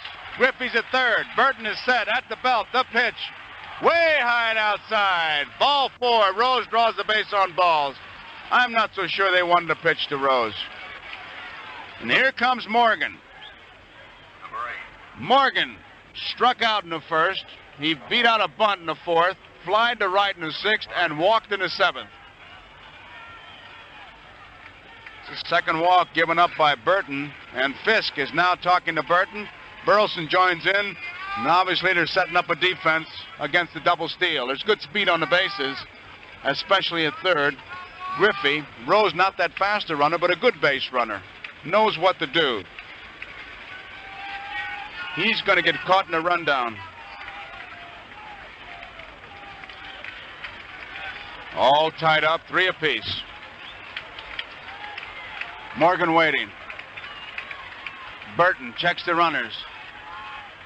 Here's the pitch. Outside. 1 ball, no strikes. On deck for the Reds is Johnny Bench.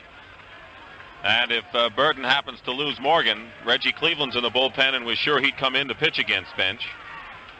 Here's a pitch by Burton. Swung on, a foul tip. 1 ball, 1 strike. Morgan had a good cut.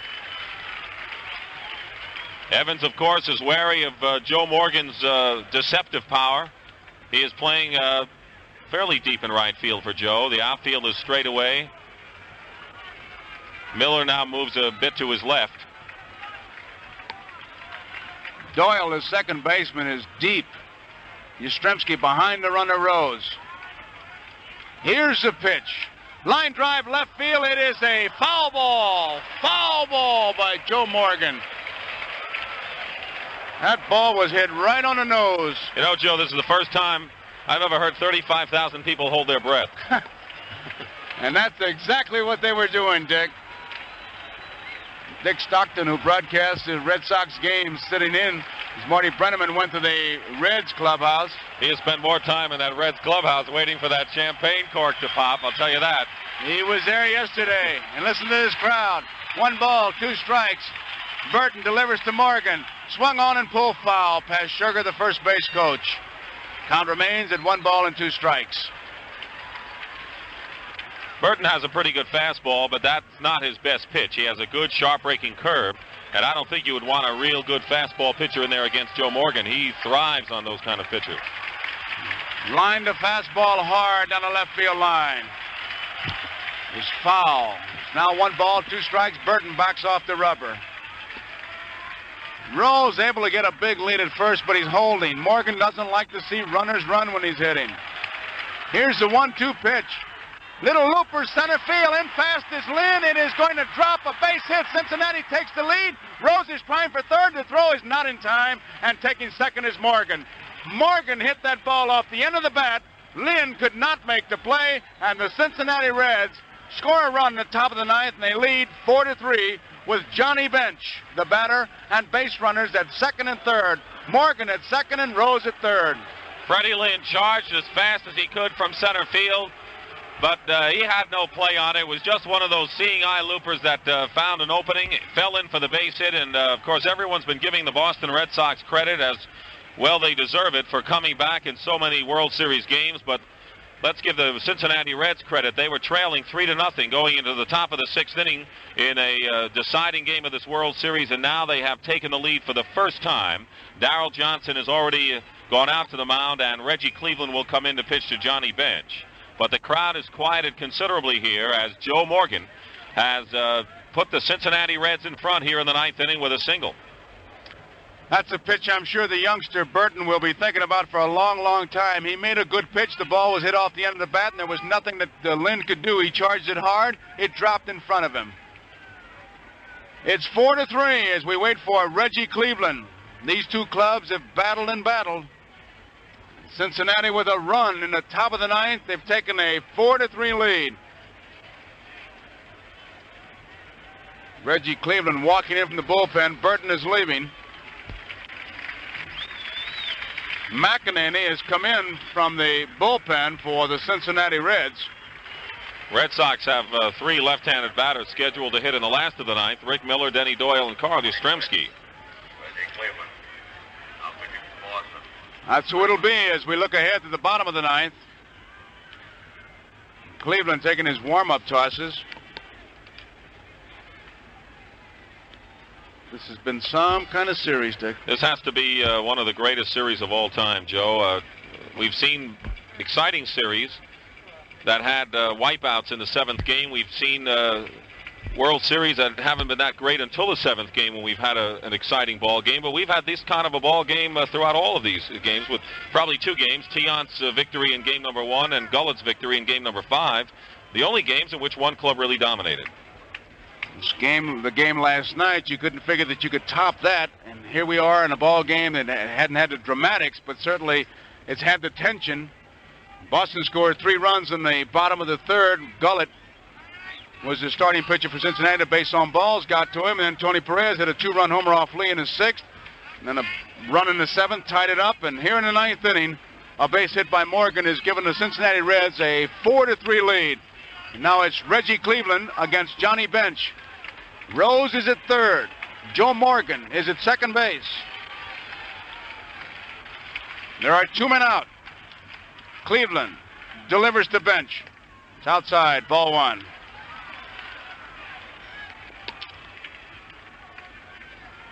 One ball, no strikes.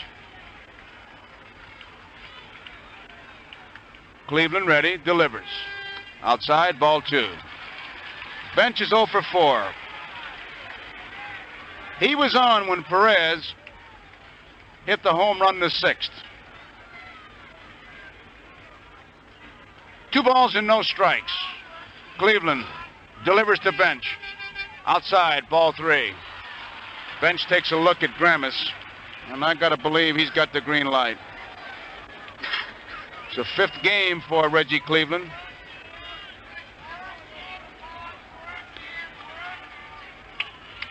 Here's a 3-0 pitch. Swing and a miss, and what a cut he had. He was going for it. Johnny Bench trying to add 3 more to the Cincinnati score. Went to work on a 3-0 pitch, but missed it. Cleveland. Ready. Here's the 3-1 pitch. Strike is called. That's the second time Johnny Bench was on his way to first. Last time he tossed his bat away before he was called back by home plate umpire Art France. He had already made his move to first, and now the count is full. With 2 men out and base runners at second and third. Cleveland shakes off a sign, has the one he wants, and delivers to Johnny Bench. It's foul straight back.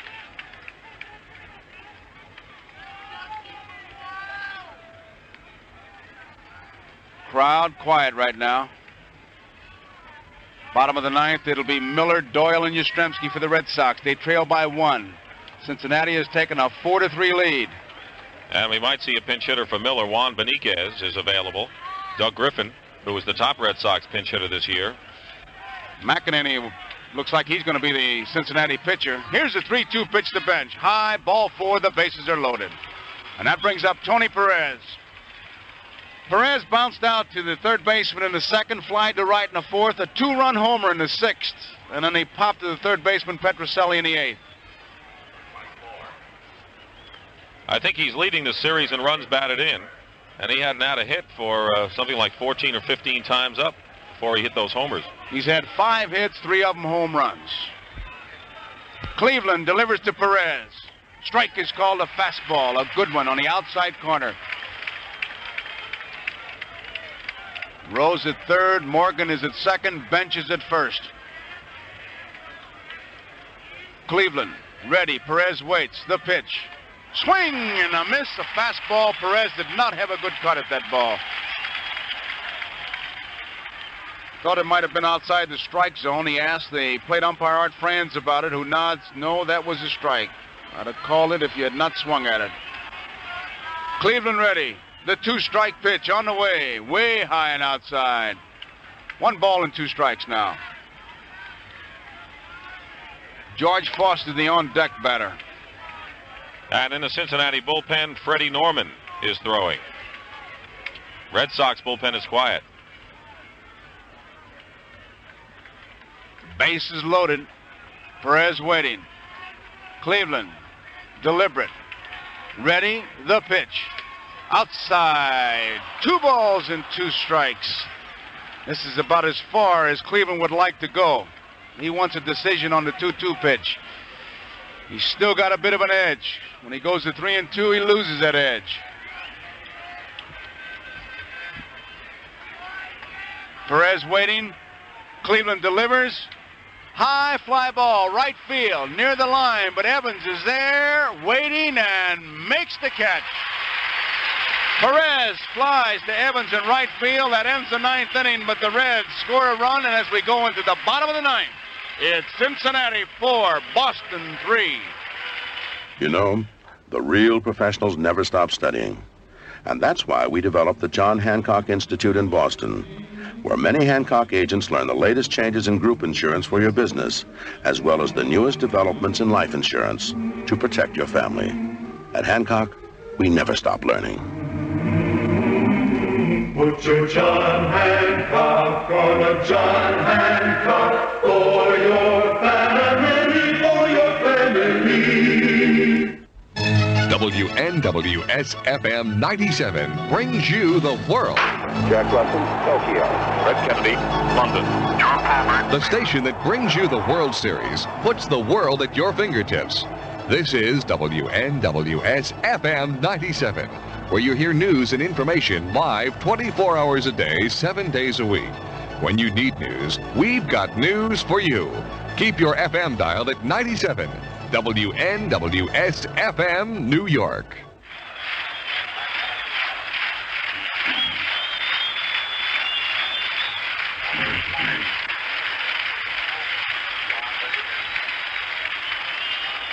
In the bottom of the ninth, it'll be Will McEnany, the Cincinnati pitcher, and Juan Beniquez has come on to pinch hit for Rick Miller. Dick Stockton pointed it out, and that's the way it is. Beniquez will be the leadoff man here in the bottom of the ninth. Cincinnati 4, Boston 3. A whole season is now down to 3 outs. And if Beniquez follows the pattern he has said most of the year, he will swing at the first pitch. He likes to swing at the first pitch, a good fastball hitter. A first ball fastball hitter. Rose is in close at third. McEnany's ready. Here's the pitch. Started to swing, took it low, a breaking ball. It's ball 1. McEnany, who has done such a job for Cincinnati all year long against Juan Beniquez. Here's the pitch. Swung on and fouled back. He had a good cut at a fastball. 1 ball and 1 strike. Art Franz dusts off the plate. Time is called now as a big balloon came onto the field. Usher grabbed it immediately and threw it into the Cincinnati bullpen. All set to go now. 1 ball, 1 strike. Beniquez waiting. The pitch by McEnany. Fly ball, right field. Griffey drifting back. Makes the play. There's 1 away. Beniquez hit the ball hard. Lines to Griffey in right field, and the batter is Denny Doyle. He's being called back, and Bob Montgomery has come out of the Red Sox dugout. Montgomery will be the pinch hitter for Doyle. Bob Montgomery started the season behind the plate. Carlton Fisk, of course, was hurt in spring training, Joe, and he and Tim Blackwell handled most of the chores, or all of the chores, until Fisk got back. Montgomery was actually the club RBI leader in the first weeks of the season. He had 18 runs batted in the first month or so, hits to right and right center pretty well, and then wasn't used until perhaps the last few weeks of the season, and then he hit 2 home runs and started to get his batting eye again. So Montgomery may be a good hunch selection by Darrell Johnson. It's his first appearance in this World Series, and he comes up in the bottom of the 9th inning. The Red Sox trailing by 1, 4-3, and 1 man out, nobody on. Rose guards the line at third. Foster's deep. Geronimo is straight away in center field, maybe a couple steps in right center. Perez guards the line at first. Bob Montgomery. Very personable guy. I tell you, every day he would stop in just to visit. Here's the pitch. Bouncing ball. Concepcion is short. Has it. There's the throw. There are 2 away. And now it's down to Carl Yastrzemski. And if there is such a thing as poetic justice, it would be Yastrzemski. And a standing ovation for Carl. He has done so much for so many years. His club trailing by a run. 2 men out. Nobody on. Morgan is deep at second base. The pitch by McEnany. Outside, ball 1.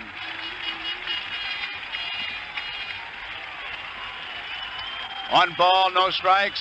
McEnany delivers to Yastrzemski. Low, ball 2. 2-0 is the count.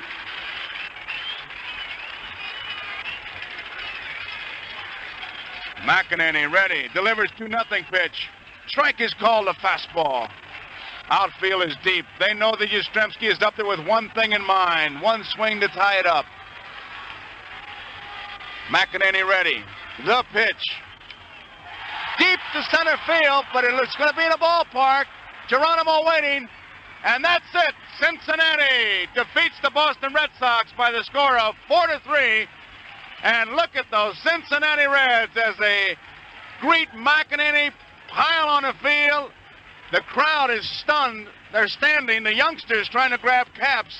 They're trying to dig up the bases, but Cincinnati, the world champions. And Joe, amidst all of the activity on the field, Johnny Bench and Don Zimmer shook hands, congratulating each other. The Cincinnati Reds have won the World Championship, and it's a title they surely deserve. They did not win in '61 when the Yankees won in 5 games. In 1970, the Orioles beat them in 5 games. The Mets upset the Reds in the '73 playoff, and then in 1974, the Cincinnati Reds were beaten by that wasn't 74, I think it was 72. The Reds were beaten by the Oakland A's in 7 games, and so this is their first World Championship since 1940, and it was an exciting World Series, and that really is an understatement. We will return with more World Series coverage after this message. Jack Jones for Chrysler New Yorker. What a beautiful New Yorker. It's the talk of the town. Elegance and grace, styling sets the pace. People stop and stare. Chrysler New Yorker's there. What a beautiful New Yorker. It's the talk of the town. Torsion, quiet ride, comfort as you drive. Engineering for today, Chrysler leads the way. What a beautiful New Yorker. It's the talk of the town.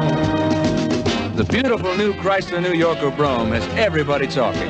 And it's the finest new Chrysler both inside and out. And you get all this luxury at a New Yorker price. Velour upon the seat, comfort at your feet. Chrysler values nice at a New Yorker price. What a beautiful New Yorker. It's the talk of the town. Well, the baseball season is over, and it ended in grand style as the Cincinnati Reds, trailing 3-0 until the 6th inning, came back. A 2-run homer by Johnny Bench tied the score and then won it as Joe Morgan looped a base hit into center field in the 9th inning, and the Cincinnati Reds have defeated the Boston Red Sox 4-3 to capture what may be rated in history as perhaps the most exciting World Series in history, and that's saying a lot. Winning 4-3, and the Reds have won their first World Series since 1940. The winner is Clay Carroll, Dick. The loser was Jim Burton, a young left-hander. Pete Rose has been named the most valuable player of the series, and the National League wins after 3 losses in a row to Oakland.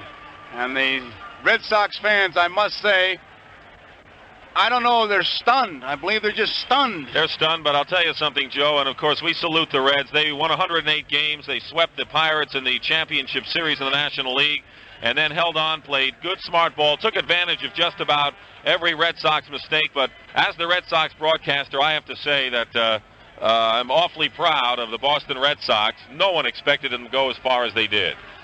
Dick, down in the clubhouse, the Cincinnati clubhouse, is Tony Kubek and Marty Brennaman with Pete Rose. Let's pick it up. The 9th inning, not going to run for us. Pete, I wonder, what was it feeling in the dugout when we got behind quickly 3-0? Well, Marty, it's a never-die club, you know, and the whole series, it seems like it's been the ball club that jumps out in front. This is the one that doesn't win, and it looked bad there a while because the lead was pitching real well, but these guys didn't quit, Marty.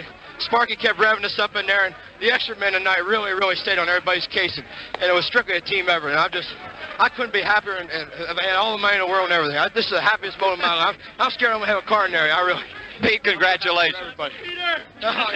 Here's Clay Carroll, and here's a man who did an outstanding job in relief, something that, got this Cincinnati Reds ball club here. Great relief pitching, and Hawk, one of your finest hours. Thanks, Marty. I want to say this is for all the Cincinnati people, man. They've been behind us all year, and we finally gave it to them.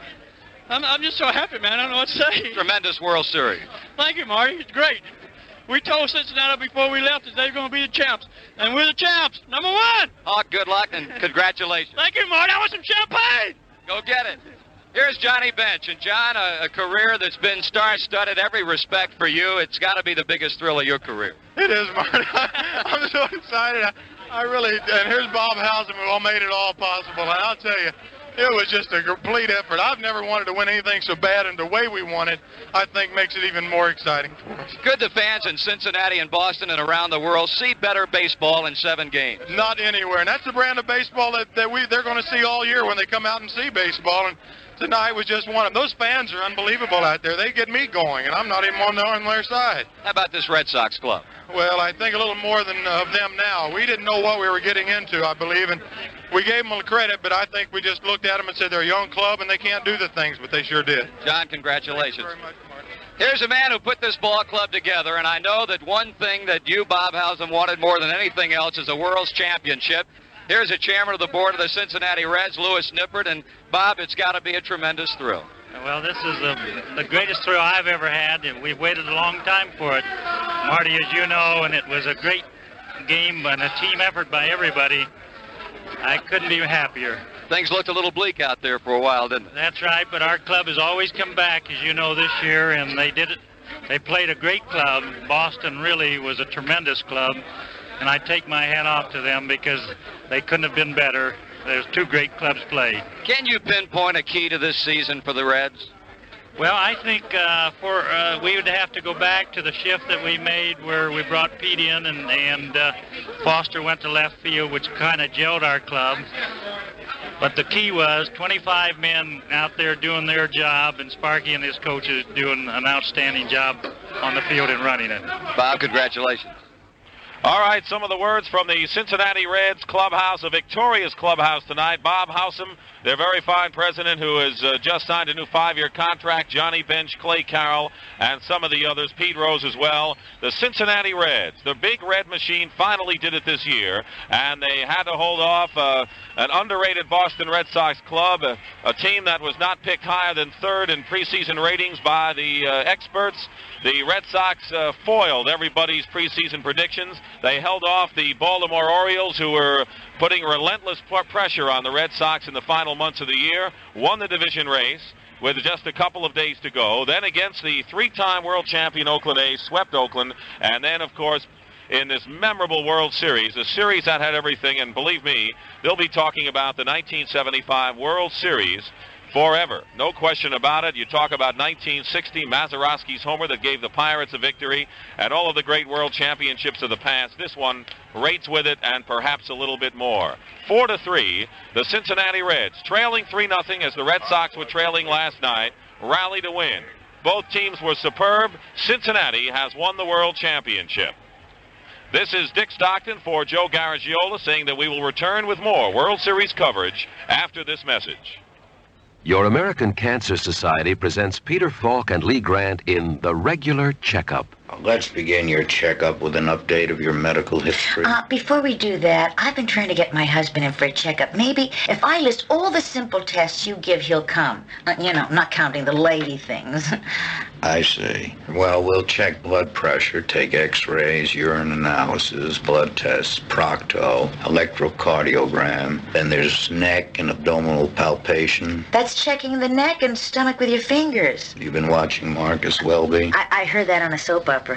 I see. Next, there's the otoscopic test. The ears, right? That's terrific. I pick up a lot of doctor stuff on TV. You certainly do. So let's get your husband in. He's afraid you'll find he's in perfect health and he won't be able to complain. I see. Help your doctor help you with a yearly health checkup. It's your best cancer insurance. For more information, call your American Cancer Society. Broadcast has been authorized under broadcast rights granted by the Commissioner of Baseball solely for the entertainment of our listening audience. Any publication, rebroadcast, or other use of the descriptions and accounts of this game without the express consent of the Commissioner of Baseball is prohibited. And the Commissioner of Baseball has a right of approval of the announcers of this event. The 1975 World Series has been brought to you by your local John Hancock life insurance agent. O.M. Scott, makers of Turf Builder and other fine lawn care products. The Gillette Track 2 shaving system, the closest thing to a perfect shave. And by your Chrysler Plymouth dealers, who invite you to see Cordoba for 76, the small Chrysler. The World Series was produced by Joe Michaels, executive producer Jeff Culliver, engineered by Bob Lamusio, studio engineer Jose Andera, associate director Bill Malcolm, and production assistants Dorothy Forsenius and Lillian McNaughton. This has been an NBC Radio Network sports presentation.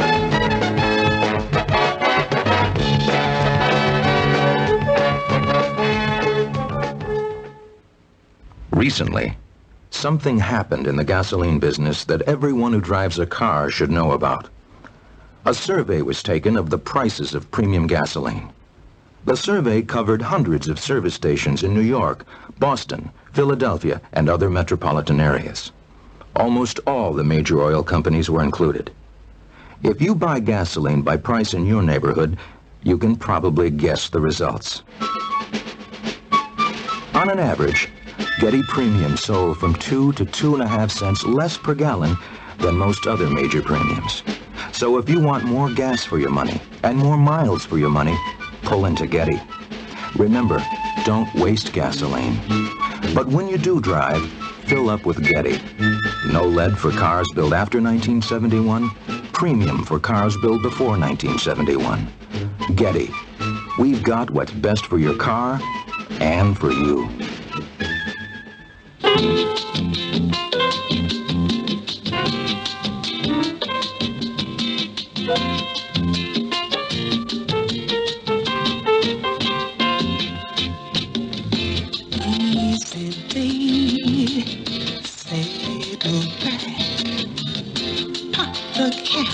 Rain on the great unexpected one. And when you're having someone over and want the little things to go right, you can always count on Michelob. Michelob has been living up to its notices since 1896, living up to its great taste, on tap, in bottles and cans, and always an unexpected pleasure. Rain on the great taste of Michelob. The unexpected pleasure. The great taste of Michelob. The unexpected pleasure. The great taste of Michelob. Anheuser-Busch, St. Louis, Missouri. WNWS-FM 97 brings you the world. Sales of Ohio's lottery tickets were sporadic until an advert. For the second year in a row. The station that brings you the World Series puts the world at your fingertips. This is WNWS-FM 97, where you hear news and information live 24 hours a day, 7 days a week. When you need news, we've got news for you. Keep your FM dial at 97, WNWS-FM, New York. It's 11:39. Good evening. It looks as though New Yorkers may be without their newspapers tomorrow morning. Talks at the Summit Hotel between the Daily News and New York Times and representatives of the newspaper Mail Deliverers Union are continuing at this hour, but there isn't much hope of a settlement in time for a midnight strike deadline. Mitch Levy has more. Hopeful earlier is getting increasingly pessimistic. As the talks crank up for the final push to the midnight strike deadline, Daily News negotiator Jack Cracky told me, "We have some very tough issues remaining." He said, "I don't know whether we can resolve them or not." Earlier, both mediator Herbert Haber and union...